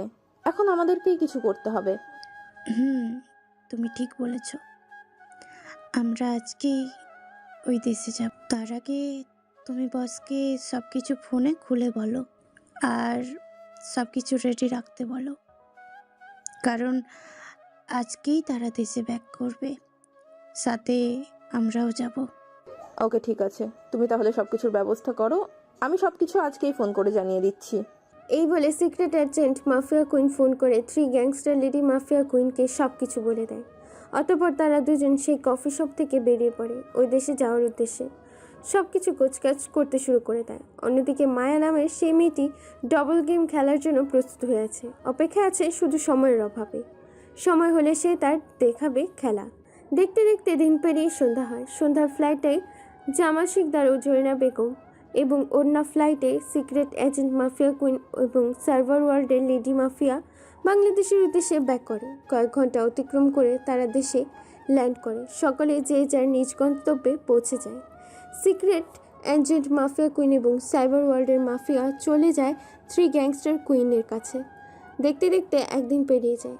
অন্যদিকে মায়া জামাল শিকদারের সাথে দেখা হয়ে গেছে। জামাল শিকদারের কথা মতো মায়া সব তথ্য এনে দেয় জামাল শিকদারকে। মনে মনে মায়া কিছু একটা প্ল্যান করে রেখেছে, শুধু সময়ের অভাবে কিছু করতে পারছে না। পরের দিন ইন্টারন্যাশনাল কিং অফ মাফিয়া, কালো দুনিয়ার ড্রাগ সেডু মাফিয়া, কালো দুনিয়ার সাইবার ওয়ার্ল্ডের কিং অফ মাফিয়া, ইন্টারনেট জগতের top hacker aka lady mafia queen, syndicate lady mafia, আর যে মোস্ট ক্রিমিনাল ওয়ান্টেড ও সাইবার ওয়ার্ল্ডের টপ হ্যাকার মাফিয়া কুইন সবাই ল্যান্ড করে বাংলাদেশের মাটিতে। জামাল শিকদার তাদেরকে রিসিভ করে নিয়ে আসে তার বাংলোতে। যে যার মতো প্ল্যান করতে থাকে। অবশেষে পরিকল্পনা করে কিভাবে কি করবে। অট্টহাসিতে মেতে ওঠে সবাই মিলে পরিকল্পনা করেছে টোপ বানাবে, যে টোপটা খেলে সহজে বংশীতে ধরা পড়বে। 3 গ্যাংস্টার লেডি মাফিয়া কুইন এবং ভাইরাল গ্যাংস্টারের গ্যাং লিডার। প্ল্যানটা ছিল এরকম: কিছু মেয়েকে এবং ড্রাগ ও সোনা সব মিলিয়ে বাইরের দেশে পাচার কথা পৌঁছে দেবে তাদের 2 গ্যাংস্টারের মাঝে। এ কথা শুনেই অবশ্য তারা ছুটে আসবে তাদেরকে বাঁচাতে, আর তখনই ঝাঁপিয়ে পড়বে তাদের উপরে। এটাই ছিল তাদের পরিকল্পনা, মাছ ধরার ময় মশলা দিয়ে বানানো টোপ। দেখতে দেখতে সময় হয়ে আসে রাত বাজে 2টা। এই ঘন কালো আধারে পাহাড়ি রাস্তার মাঝখানে গাড়িতে তুলছে মালামাল ইন্টারন্যাশনাল কিং অফ মাফিয়া, কালো দুনিয়ার ড্রাগ সেডু মাফিয়া, কালো দুনিয়ার সাইবার ওয়ার্ল্ডের কিং অফ মাফিয়া। উপস্থিত আছে ইন্টারনেট জগতের top hacker aka lady mafia queen, secret lady mafia, আর যে মোস্ট ক্রিমিনাল ওয়ান্টেড ও সাইবার ওয়ার্ল্ডের টপ হ্যাকার মাফিয়া কুইন। তারা সবাই যে যার মতো মালামাল তুলছে গাড়িতে। হঠাৎ করে দুদিক থেকে দুজন আগন্তুক আসে। আগন্তুক দুটির পরনেই মাথায় কালো রঙের হেড, চোখে সানগ্লাস, হাতে গ্লাভস, পরনে জ্যাকেট ও প্যান্ট, পায়ে শু, কপালে রুমাল বাঁধা, মুখে সিগারেট, ডান হাতে বন্দুক। এগিয়ে আসে তাদের দিকে। তারা বুঝে গেছে মাছ টোপের সন্ধান পেয়ে গেছে। তাই সব মাফিয়া মিলে মনে মনে অট্টহাসিতে মেতে ওঠে। কিন্তু কেউ এটা বুঝতে পারছে না কে 3 গ্যাংস্টার আর কে ভাইরাল গ্যাংস্টার। হাঁটতে হাঁটতে চলে আসে তাদের সামনে। তাদেরকে দেখেই জামাল শিকদার বলে ওঠে, কিরে খবর পেয়ে গেছিস যে যে আজকেই তোদের জান কবজ করা হবে? তাই মৃত্যুর খাতায় হাজিরা দিতে এসেছিস নাকি? এবার 3 গ্যাংস্টার লেডি মাফিয়া কুইন এবং ভাইরাল গ্যাংস্টারের গ্যাং লিডার উচ্চস্বরে হাসতে থাকে। হাসতে হাসতে 3 গ্যাংস্টার লেডি মাফিয়া কুইন বলে ওঠে, আবাল দেখেছি কিন্তু তোর মতো আবাল দেখিনি। কোনোদিন কোথাও শুনেছিস যে আজরাইল নিজেই নিজের জান কবজ করে? না তো, কোথাও শুনিনি। শুনবি কি করে, কারণ আজরাইল তো আমি, আর আজরাইল তোর সামনে দাঁড়িয়ে আছে। তাই নাকি? তুই জানিস এখানে আমরা কতগুলো মাফিয়া আছি? তোদের আজকে এমনভাবে মারবো যেটা ইতিহাসের পাতায় রচনা হিসেবে থাকবে। ভালো করে তাকিয়ে দেখ আমার সাথে কে কে আছে। শোন তাহলে, ইন্টারন্যাশনাল কিং অফ মাফিয়া, কালো দুনিয়ার ড্রাগ শুধু মাফিয়া, কালো দুনিয়ার সাইবার ওয়ার্ল্ডের কিং অফ মাফিয়া উপস্থিত আছে। ইন্টারনেট জগতের top hacker aka lady mafia queen, syndicate lady mafia আর জে, মোস্ট ক্রিমিনাল ওয়ান্টেড ও সাইবার ওয়ার্ল্ডের টপ হ্যাকার মাফিয়া কুইন। আহা মিস্টার জামাল শিকদার, এত কথা বলার কি আছে? ফায়ার অ্যান্ড শুট কথা ছাড়াই অ্যাকশন মুভি শুরু করে দেন। খেলা বড় হওয়ার আগেই খেলাটা শেষ করে দেয়। এই তোমরা কি দেখছো? তোমাদের কি চীন থেকে শুধু তোমাদের চেহারা দেখার জন্য এখানে নিয়ে আসা হয়েছে? ফায়ার অ্যান্ড শুট, গুলি করে ঝাঁঝরা করে দাও তাদের দুজনের বুক, খণ্ড খণ্ড করে দাও তাদের দেহটাকে। এই বলে যখনই মাফিয়ারা বন্দুক তাক করবে তাদের 2 গ্যাং লিডারের উপর, তখনই হঠাৎ কোথা থেকে যেন বুলেটের বন্যা হতে থাকে। বোমা হামলা, AK-47, 9mm, BD-08 rifle, M4 rifle, AK-12 rifle, প্রায় আরও 100+ বিভিন্ন ধরনের রাইফেল ও বিভিন্ন ধরনের সরঞ্জাম নিয়ে এসেছে তাদের সাথে মোকাবেলা করতে। এগুলোর সব বন্দুক থেকে বুলেট বের হতে থাকে বৃষ্টির মতো। হঠাৎ করে এত বুলেট আসাতে ইন্টারন্যাশনাল কিং অফ মাফিয়া, কালো দুনিয়ার ড্রাগ সেডু মাফিয়া, কালো দুনিয়ার সাইবার ওয়ার্ল্ডের কিং অফ মাফিয়া, ইন্টারনেট জগতের top hacker aka lady mafia queen, syndicate lady mafia আর যে মোস্ট ক্রিমিনাল ওয়ান্টেড ও সাইবার ওয়ার্ল্ডের টপ হ্যাকার মাফিয়া কুইন, সব দলের ছেলেপেলেগুলো মুহূর্তের মধ্যেই নিমিষে হাওয়া হয়ে যায়। এখানে উপস্থিত ছিল প্রায় 5000 ছেলেপেলে। তাদের প্রত্যেক দলের ছেলেপেলেকে মেরে শুয়ে দিয়েছে থ্রি গ্যাংস্টার লেডি মাফিয়া কুইনের দল, এবং তাদের সাথে কাঁধে কাঁধ মিলিয়ে লড়াই করছে ভাইরাল গ্যাংস্টারের গ্যাং লিডারের দলবল। মুহূর্তের মধ্যেই পুরো এলাকাটা শ্মশান ঘাট হয়ে যায়। পা ফেলার মতো কোনো জায়গা নেই, লাশের ওপর লাশ পড়ে আছে। জামাল শিকদার তার চারটা দিক থেকে ভালো করে দেখে নেয় কেউ এখানে উপস্থিত নেই।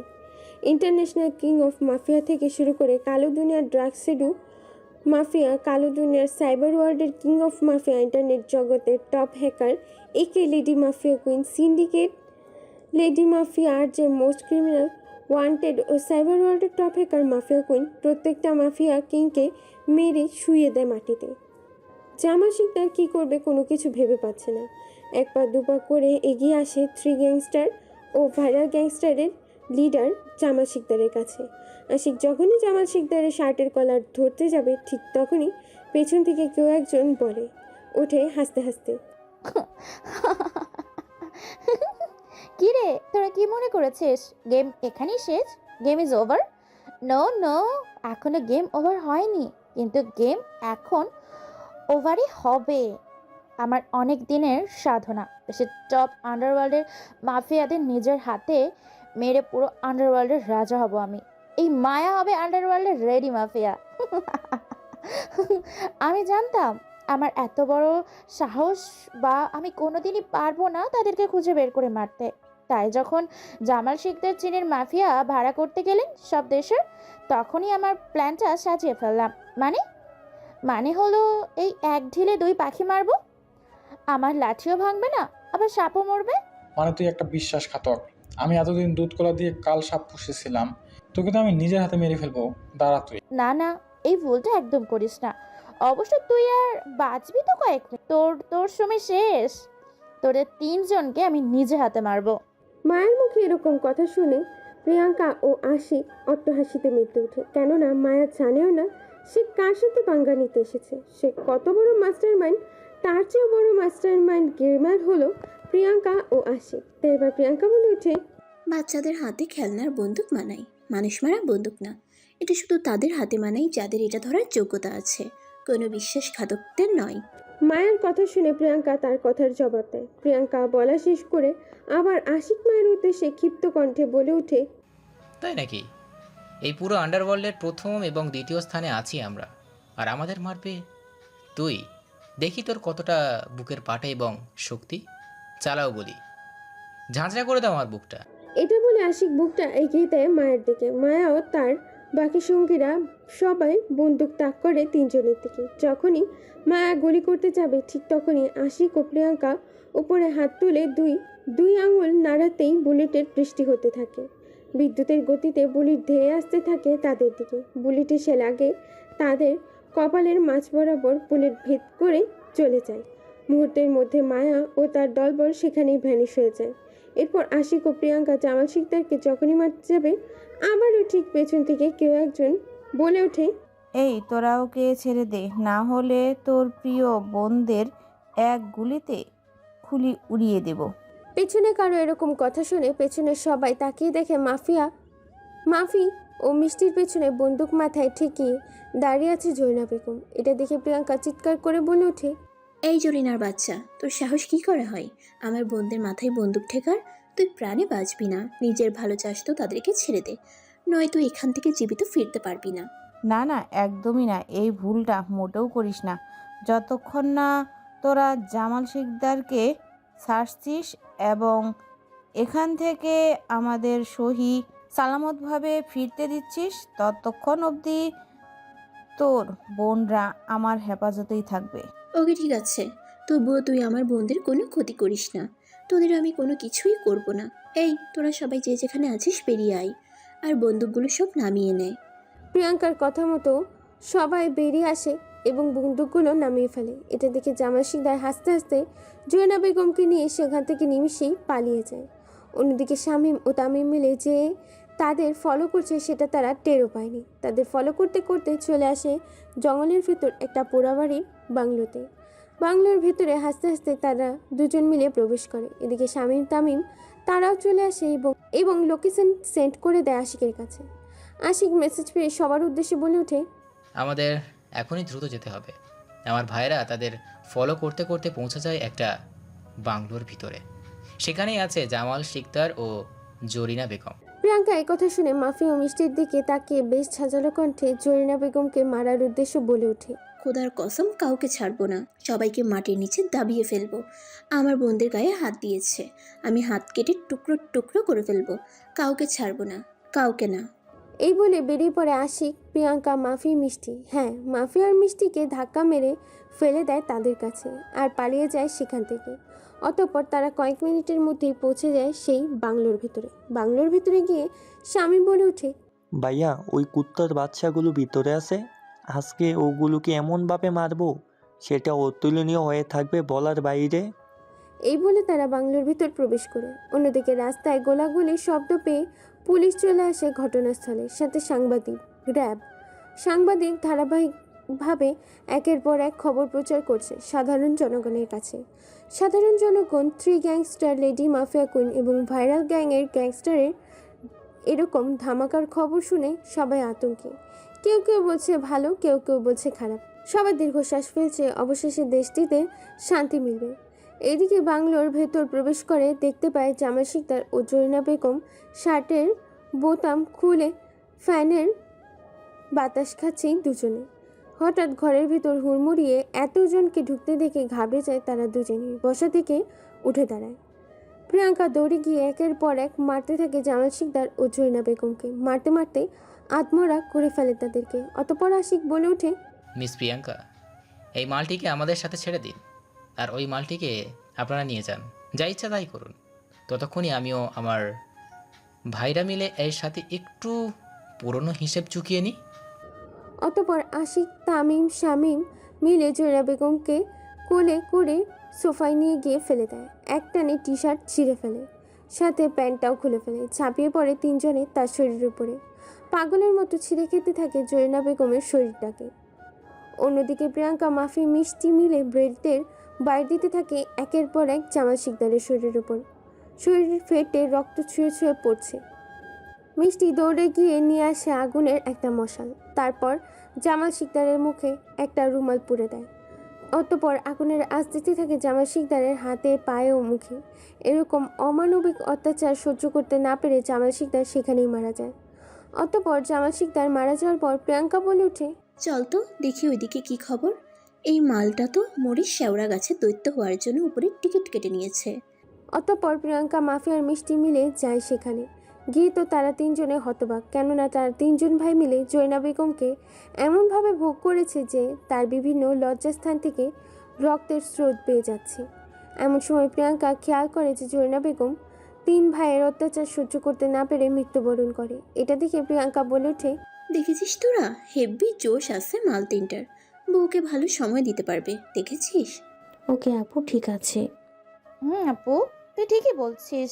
আর আমার ওই কিউট গোলুমলু তামিম নামের ওই ছেলেটিকে আমার লাইফ পার্টনার বানাতে চাই।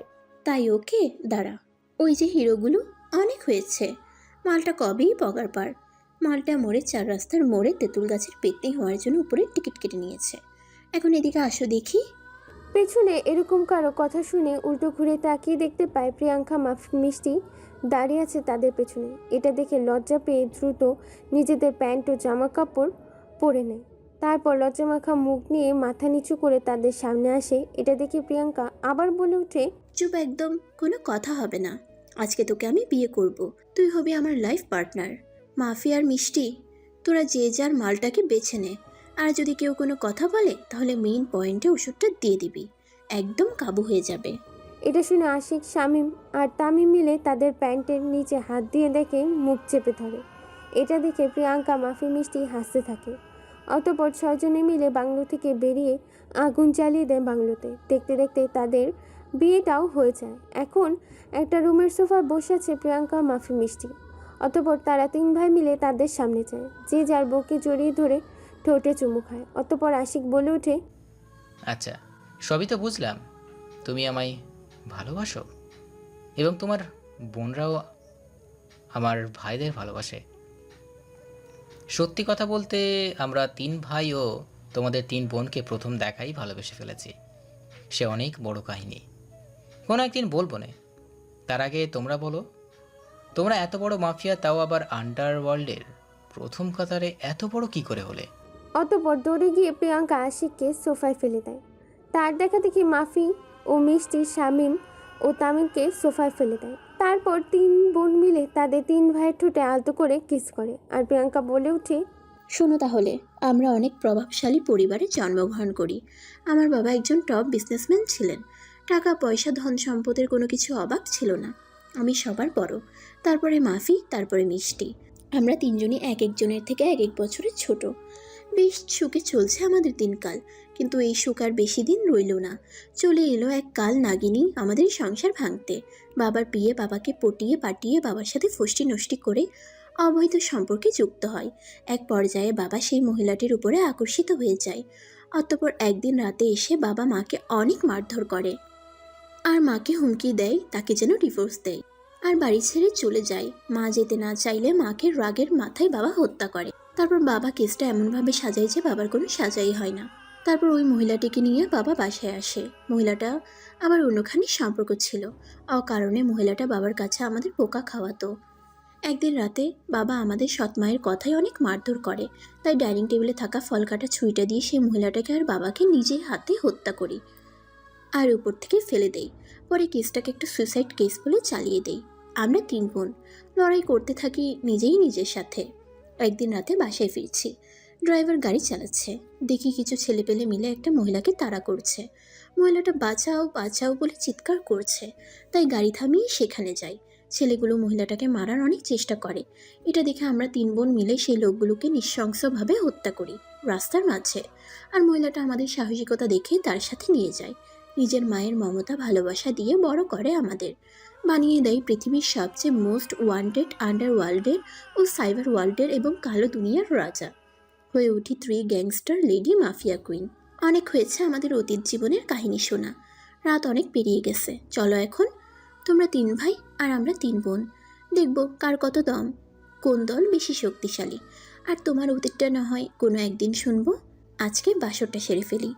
এই বলে আশিক শামিম তামিম তাদের 3 বউকে কোলে করে নিয়ে যায় তাদের নিজেদের রুমে। অতঃপর খাটে শুয়ে দেয় তাদের 3 জনকে। 3 জনে তাদের বউয়ের ভালোবাসার সাথে ভরিয়ে দিতে থাকে। ধীরে ধীরে গভীর ভালোবাসা আচ্ছন্ন হতে থাকে 6 জনে। ধীরে ধীরে 3 জন নিচে নামতে থাকে। তারা 6 জনই 6 জনের সাথে বিচরণ করছে। প্রিয়াঙ্কা ও আশিক মিলে, শামিম ও মিষ্টি মিলে, এদিকে তামিম ও মাফি মিলে হারিয়ে যেতে থাকে তাদের ভালোবাসার অতল সাগরে। ও হ্যাঁ, তাদের বাসরের সব কিছুর আয়োজন করেছে অঙ্কিতা। তারা পরিশ্রম করতে লেগে পড়েছে নতুন গ্যাং তৈরি করবে বলে। আনতে চলেছে কঠিন পরিশ্রমের মাধ্যমে। পরদিন সকালে প্রিয়াঙ্কা সবার আগে ঘুম থেকে উঠে পড়ে। ঘুম থেকে উঠে সবার জন্য কিচেনে রান্না করতে চলে যায়। এদিকে শামিম, মাফি, তামিম, মিষ্টি মিলে বেধরমভাবে ঘুমে আচ্ছন্ন হয়ে আছে। আশিক বিছানায় এপাশ ওপাশ করছে। হঠাৎ তার হাত যায় প্রিয়াঙ্কার উপর। হঠাৎ বিছানা ফাঁকা দেখে চোখ খুলে আশিক কাউকে না পেয়ে বিছানা থেকে উঠে সোজা ড্রয়িং রুমে চলে আসে। কিন্তু সেখানে কাউকে না দেখে চারদিকে খুঁজতে থাকে। বেশ চিন্তায় পড়ে যায় আশিক। হঠাৎ করে রান্নার ঘর থেকে কোনো কিছু পড়ার শব্দ পেয়েই আশিক সেখানে যায়। আর সেখানে গিয়ে আশিক একেবারেই হতবাক, কেননা প্রিয়াঙ্কার শাড়ি পরেছে আর শাড়ির আঁচলটা কোমরে গুজে বধূ বেশে রান্না করছে। আশিকও গুটি গুটি পায়ে প্রিয়াঙ্কার পেছনে গিয়ে দাঁড়ায় আর পেছন থেকে প্রিয়াঙ্কাকে জড়িয়ে ধরে কোমরে হাত ঢুকিয়ে দিয়ে পেটের মধ্যে স্লাইড করতে থাকে আর বলে ওঠে, কি ব্যাপার ম্যাডাম? 3 গ্যাংস্টার আন্ডারওয়ার্ল্ডের টপ লেডি মাফিয়া কুইন শেষমেশ কিনা রান্নাঘরে রান্নি হয়ে গেছে। বিষয়টা তো অদ্ভুত দেখাচ্ছে, তাই না? এই কথা শুনে প্রিয়াঙ্কা আশিকের হাত দুটি পেট থেকে সরিয়ে দিয়ে উল্টো গরম খুন্তি হাতে নিয়ে ঝাঁকিয়ে ঝাঁকিয়ে আশিকের উদ্দেশ্যে বলে ওঠে, না মিস্টার গ্যাংস্টার, আমি যেমন আছি তেমনই থাকবো। এখানে আর কোনো কথা না বলে চুপচাপ বাইরে যাও। না, তা তো হচ্ছে না, কারণ তোমাকে এখন তোমার ওই মিষ্টি ঠোঁটে ছোঁয়া দিতে হবে, তবেই আমি এখন এখান থেকে যাব। একটু ছি, মুখে ব্রাশ না করেই বাসি মুখে কিস, একটু আমি পারবো না। তাই? কিন্তু আমি তো এখন কিস করেই ছাড়বো, তাও আবার তোমার ঠোঁটে। এই বলে আশিক গুটি গুটি পায়ে এগিয়ে যাচ্ছে প্রিয়াঙ্কার দিকে। হঠাৎ করে আশিক প্রিয়াঙ্কার কোমর জড়িয়ে ধরে পেটের মধ্যে স্লাইড করতে থাকে। অতঃপর আশিক 4 ঠোঁট এক করে দেয় এভাবে বেশ কিছু সময় পেরিয়ে যায়। প্রিয়াঙ্কাও আশিকের সাথে রেসপন্স করছে। হঠাৎ করেই পেছন থেকে কেউ কাশি দিয়ে বলে ওঠে, সরি, আমি কোনো কিছু দেখিনি, ভুল সময় ভুল জায়গায় এন্ট্রি নিয়ে ফেলেছি। তোমরা যেটা করছিলে সেটা চালিয়ে যাও, আমি এখনই চলে যাচ্ছি। এই বলে মাফি সেখান থেকে হাসতে হাসতে চলে যায়। অন্যদিকে প্রিয়াঙ্কা কড়াই থেকে খুন্তিটা তুলে আশিকের হাতে ছেঁকা দেয়। আশিকও বলতে বলতে ফু দিতে দিতে সেখান থেকে চলে আসে হাসতে হাসতে। এভাবে হাসি খুশির মধ্যে দিয়ে তাদের সময়টা পেরিয়ে যায়। সকালে সবাই ডাইনিং টেবিলে খেতে বসেছে। অন্যদিকে টিভির খবরাখবর দেখার জন্য টিভি চালু করা হয়েছে। সবাই খাবার খাচ্ছে আর টিভির খবর শুনতেছে। আশিক যখনই গোস্তের এক টুকরা মুখে নেবে ঠিক তখনই টিভির স্ক্রিনে সাংবাদিকের কথাগুলো ভেসে আছে তার কানের সামনে। কথাটা শুনে আশিকের হাত থেকে খাবারটা পড়ে যায়। থপ করে বসা থেকে উঠে দাঁড়ায়। চলুন তাহলে সাংবাদিক কি বলছে শুনে আসি টিভির স্ক্রিনে। আজকের এই মুহূর্তে পাওয়া ব্রেকিং নিউজ। দেশের টপ বিজনেসম্যান এবং আন্ডারওয়ার্ল্ডের king of businessman mister Afzal হোসেনকে কে বা কারা গতকাল মারার চেষ্টা করেছে। তারপরে এই হামলা হওয়ার পরে তিনি এখন হাসপাতালে আছেন। দেশ বিদেশে থেকে বিভিন্ন ডাক্তার এসেছেন ওনার চিকিৎসা করার জন্য। দেশে হইচই লেগে গেছে। পুলিশ, র্যাব, সিআইডি যে যার মতো তদন্ত করছে এই হামলার পেছনে কে আছে। এরকম ব্রেকিং নিউজ পরবর্তী খবরে শোনার জন্য ততক্ষণ অবধি সাথে থাকুন, সঙ্গে থাকুন। ধন্যবাদ সবাইকে দেশ টিভির চ্যানেলে। এতক্ষণ সাংবাদিকের বলা কথাগুলো শুনছিল আশিক, শামীম ও তামিম মিলে। এই কথা শুনে তিন ভাই একেবারে হতবাক। খাবার টেবিল ছেড়ে উঠে পড়ে। তাদের তিন ভাইয়ের এরকম কর্মকাণ্ডে প্রিয়াঙ্কা, মাফি, মিষ্টি একেবারেই হতবাক। তাদের তিন ভাইকে টিভির দিকে তাকিয়ে থাকতে দেখে প্রিয়াঙ্কা বলে ওঠে, আশিক, কি হয়েছে? তুমি খাবার টেবিলে থেকে উঠে পড়লে কেন? কি হয়েছে সবটা আমাদেরকে খুলে বলো। তোমাদের তিন ভাইকে এত অস্থির দেখাচ্ছে কেন? আশিক তবুও কোনো কিছু বোঝে না। তিন ভাই অর্ধধারায় কাছে ডুব দেয় সেই অতীতে। সেই অতীতের কিছু স্মৃতির অল্প কিছু মুহূর্তের জন্য। কোটিপতি বিজনেসম্যানের ছেলে মেয়ে চারজন আফজাল সাহেবের পুরো পরিবারকে নিয়ে বেশ সুখে কাটছে দিনকাল। অফিস টু বাড়ি এসব করতেই আফজাল সাহেবের দিন পেরিয়ে যায়। অন্যদিকে মিসেস শায়লা বেগম পরিবারের চার ছেলে মেয়ে সামলাতেই হিমশিম খাচ্ছেন। তাদের বড় ছেলে হচ্ছে আশিক, দ্বিতীয় ছেলে হচ্ছে শামীম, আর তৃতীয় ছেলে হচ্ছে তামিম। সবচেয়ে তাদের ছোট বোন নিঝুম। চার ভাই বোন দুষ্টু মিষ্টির ভালোবাসা ও খুনসুটির মাধ্যমে পার হচ্ছে তাদের দিনকাল। আশিক একটু ঘাড়তারা টাইপের। তার সাথে যে ভালোই, যার সাথে খারাপ। স্কুল লাইফে কত যে মারপিট করেছে তার হিসেব নেই। কোথায় আছে না, একটা শিয়াল হুক্কা হুয়া করলে পেছন থেকে বাকি সব শিয়ালরাও হুক্কা হুয়া করে বলে ওঠে। ঠিক তেমনি আশিকের দেখা দেখি শামীম ও তামিম এরাও আশিকের মতো মারপিট করতে শিখে যায়। একদিন তিন ভাই মিলে রাস্তা দিয়ে আসছিল, তখনই দেখতে পায় কয়েকটা ছেলে মিলে একটা মেয়েকে জোর করে গাড়িতে তুলে নিয়ে যাচ্ছে। মেয়েটি ছোটার জন্য অনেক ছটফট করছে, কিন্তু কেউ এগিয়ে যাচ্ছে না। মেয়েটিকে তারা জোরপূর্বকভাবে তুলে নিয়ে যায়। এটা দেখে আশিক, শামীম, তামিম মিলে সে গাড়িটাকে ফলো করতে থাকে। ফলো করতে করতে একসময় চলে আসে জঙ্গলের ভেতর। গাড়িটা এসে থামে এই নির্জন পরিত্যক্ত খোলামেলা জঙ্গলের ভেতর। ছেলেগুলো মেয়েটাকে টেনে হিচড়ে গাড়ির ভেতর থেকে বের করে জঙ্গলে এনে ফেলে দেয়। ছেলেগুলো ধীরে ধীরে এগিয়ে যাচ্ছে মেয়েটির দিকে। মেয়েটিও ভয়ে ভয়ে পিছুতে থাকে। হঠাৎ করেই সেখানে চলে আসে তারা তিন ভাই। ছেলেগুলো ছিল পাঁচজনের মধ্যে একটা ছেলে মেয়েটির ওড়নায় টান মেরে দেয়। ছেলেগুলো দাঁড়িয়ে থাকার কারণে মেয়েটিকে দেখতে পাচ্ছে না তারা তিন ভাই মিলে। ছেলেটি যখনই মেয়েটার জামা ছিঁড়তে যাবে ঠিক তখনই আশিক ছেলেটাকে উল্টো ঘুরিয়ে পরপর কয়েকটা থাপ্পড় লাগিয়ে দেয়। থাপ্পড়ের শব্দে শোনা যাচ্ছে শুধু ঠাস ঠাস। এতগুলো থাপ্পড় খেয়ে ছেলেটা কিছু দূরে ছিটকে গিয়ে পড়ে। অতঃপর তারা বাকি বন্ধুরা আশিককে মারতে আসে আর বলে ওঠে সেই ছেলেগুলোর মধ্যে একজন।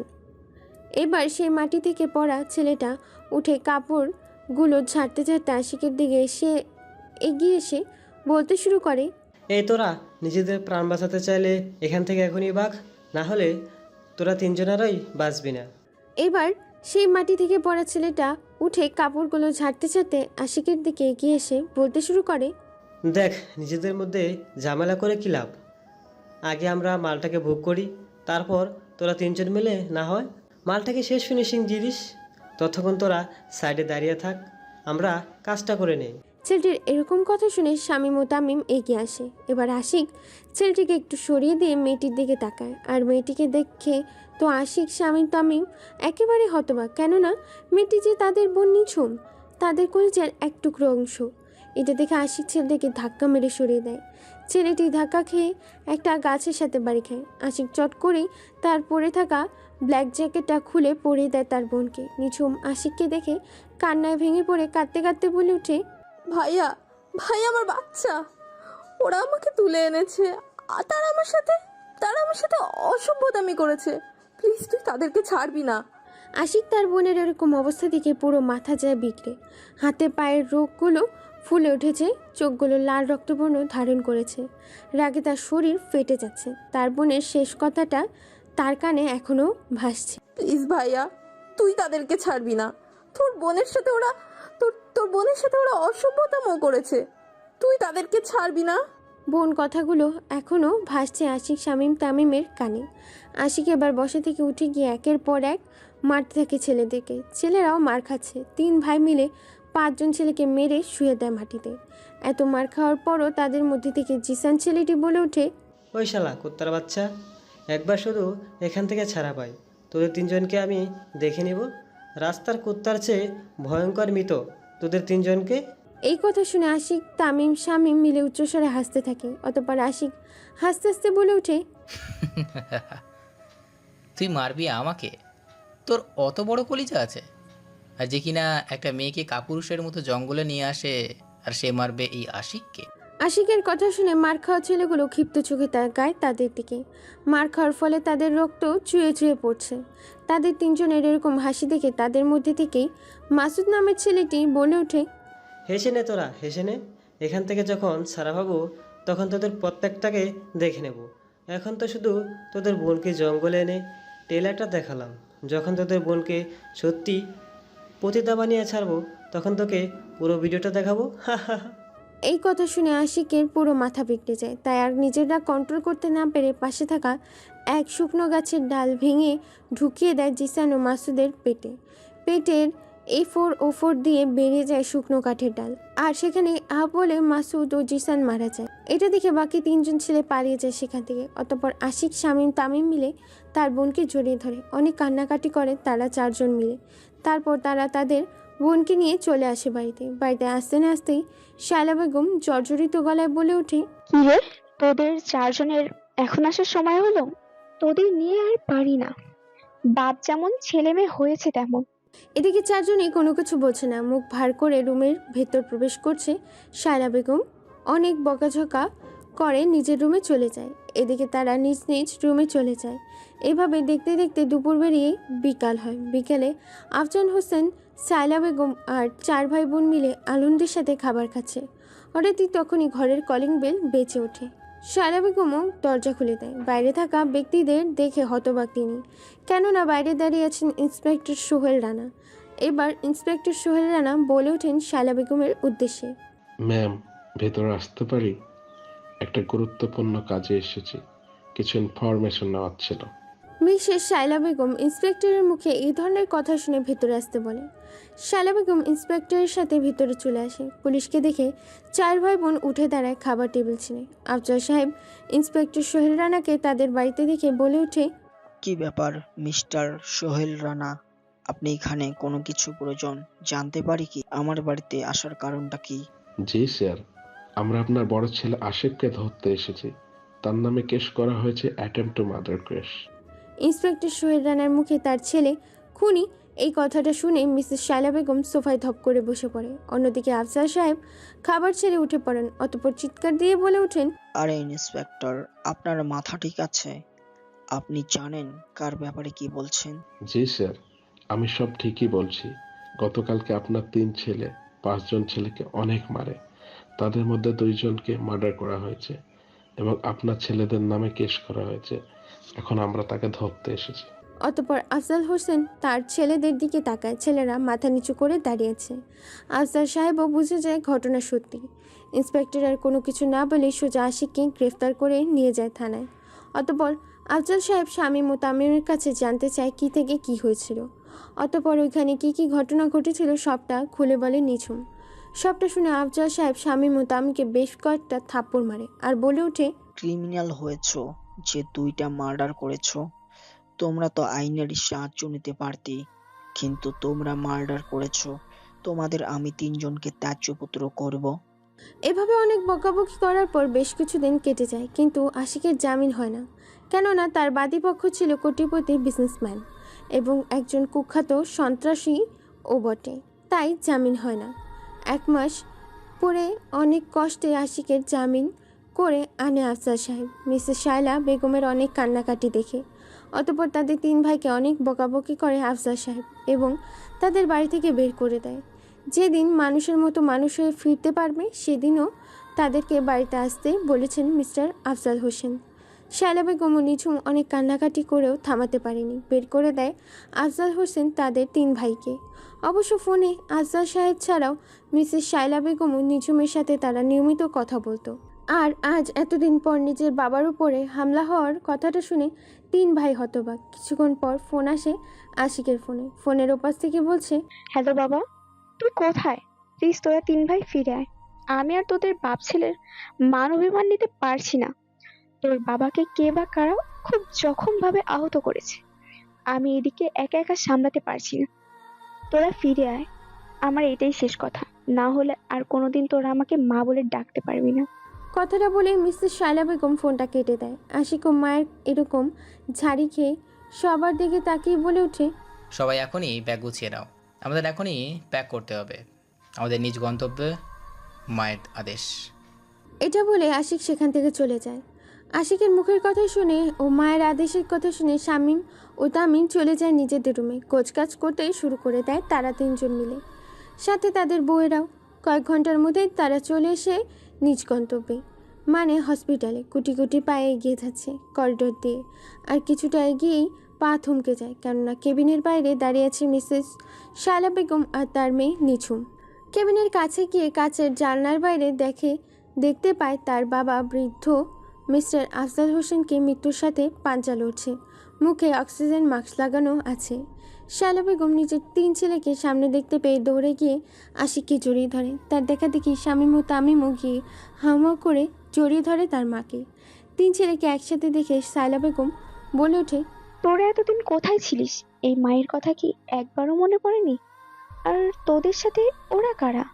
মা, ওরা হচ্ছে তোমার 3 ছেলের 3 বউ। তার আগে বলো, বাবার এরকম অবস্থা কী করলো? তারপর শায়লা বেগম একে একে সব ঘটনা খুলে বলতে শুরু করলেন। আজ তোর বাবা বিজনেসের জন্য কোথাও যাচ্ছিলেন, সাথে কিছু বডিগার্ড নিয়েছিলেন, আর রাস্তায় কেউ বা কারা হামলা করে। আমার মনে হয় এইসব জাফর শিকদারের কাজ, কারণ তোরা 3 ভাই তার 2 ছেলেকে মেরে ফেলেছিস।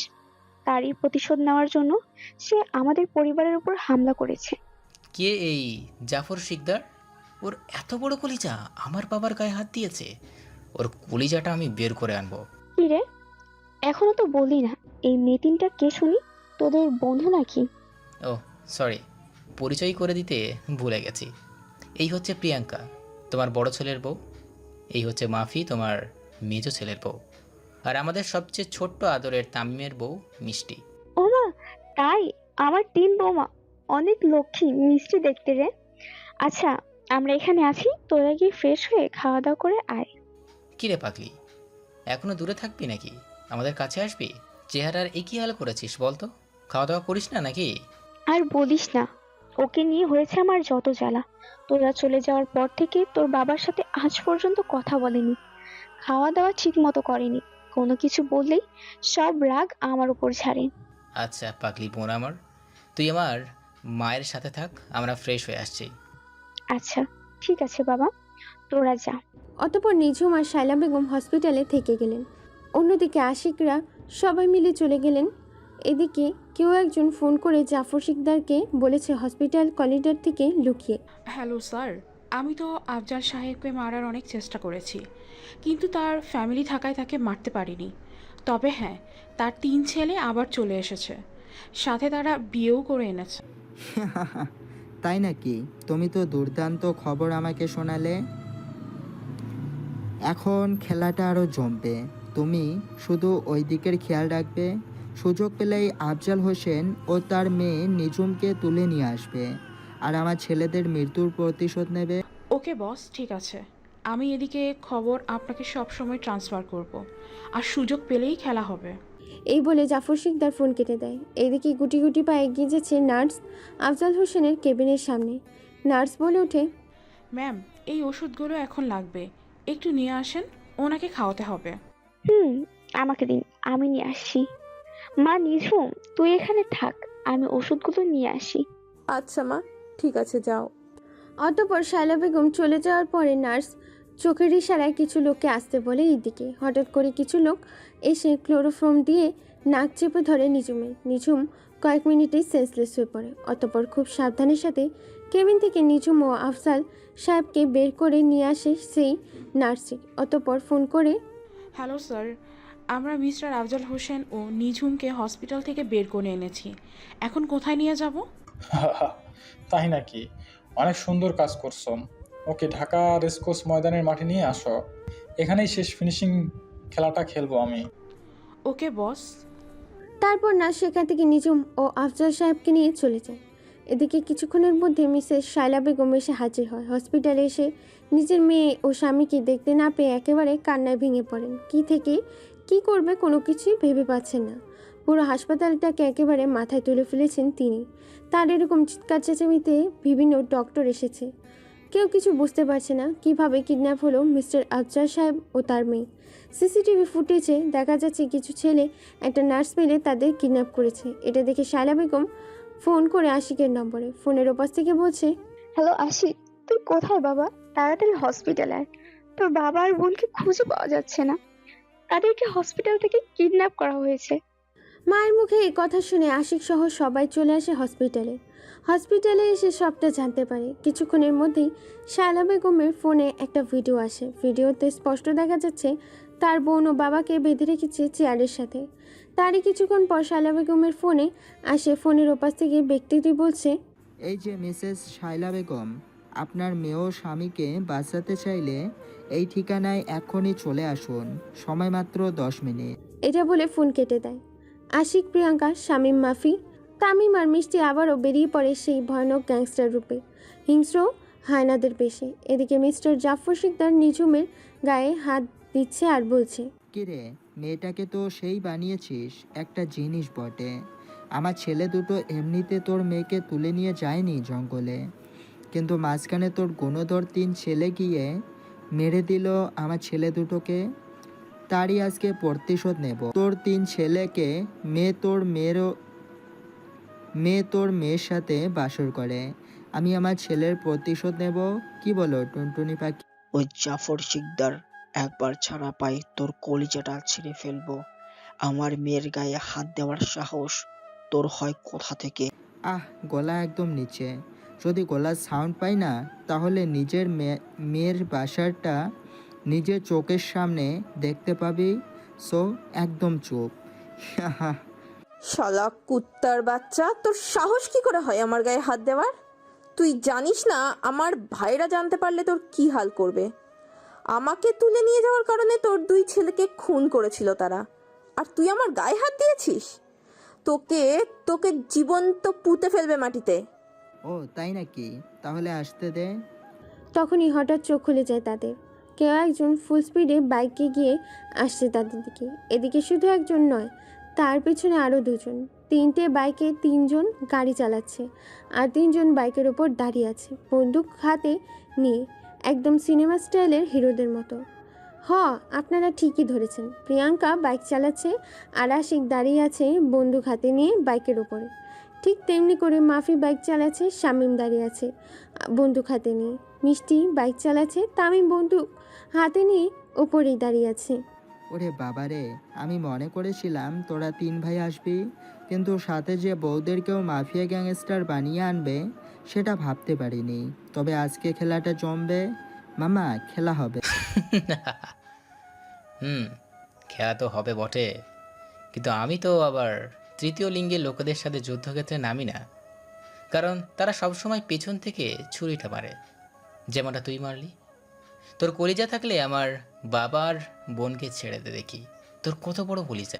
আরে বেটা, তুই কি আমায় পাগলা স্যার ভেবেছিস যে তুই বললি আর ফট করে আমি তোর কথা মতো তোর বাপ আর বোনকে ছেড়ে দিয়ে আমি আমার সাহসিকতা দেখাবো? No way, no way. এই, তোরা কি দেখছিস? তাদের 6 জনকে ভালো করে সাইজ করে চেয়ারের সাথে বেঁধে ফেল। আজকে পুরো পরিবারটাকে শেষ করে পুরো সম্পত্তির মালিক আমি হব। জাফর শিকদারের কথা মতো লোকেরা তাদের ভালো করে সাইজ করে দেওয়ার জন্য চেয়ারে বেঁধে ফেলে। অতঃপর জাফর শিকদার সহ তার লোকেরা অনেক মারধর করে তাদের 6 জনকে। তবু অবাক করা কাণ্ড, 6 জনের কোনো হেলদোল নেই। এত মার খাওয়ার পরও মুখে এক চিলতে হাসি লেগে আছে। এটা দেখে জাফর শিকদার আরও ক্ষেপে যায়। তাই তার অন্য একটা লোকের উদ্দেশ্যে বলে, এই, তোদের মধ্যে থেকে ওই মেয়েটার সাথে বাসর কে করবে? যার করার ইচ্ছা আছে সে এখনই গিয়ে তার নিজের কাজ শুরু করে দে, দেখি তাদের মুখে কতক্ষণ হাসি লেগে থাকে। এটা শুনে জাফর শিকদারের একটা লোক গুটি গুটি পায়ে এগিয়ে যায় নিঝুমের কাছে। যখনই ওড়না টান দিবে ঠিক তখনই স্নাইপার থেকে গুলি করা। একটি গুলি লাগে ছেলেটির কপালে মাঝ বরাবর। মাথা ভেদ করে গুলি বেরিয়ে যায়। ছেলেটি গুলি খেয়ে কিছুটা দূরে ছিটকে গিয়ে পড়ে। এদিকে আফজাল সাহেব লজ্জায় চোখ বন্ধ করে নিয়েছিলেন যখন তার মেয়ের ওড়নাটা টান দিতে যাচ্ছিল ছেলেটি। হঠাৎ গুলির শব্দে চোখ মেলে দেখতে পায় ছেলেটির নিথরদেহ পড়ে আছে তার সামনে। অতঃপর আরও কিছু গুলি এসে লাগে জাফর শিকদারের লোকেদের বুকে, মাথায়, হাতে ও পায়ে। এটা দেখে জাফর শিকদার বলে ওঠে, কে তোরা? কি তোদের পরিচয়? বল, তোরা কিভাবে মারলি আমার লোকেদের? পরিচয় দে, না হলে এখান থেকে ফিরে যেতে পারবে না।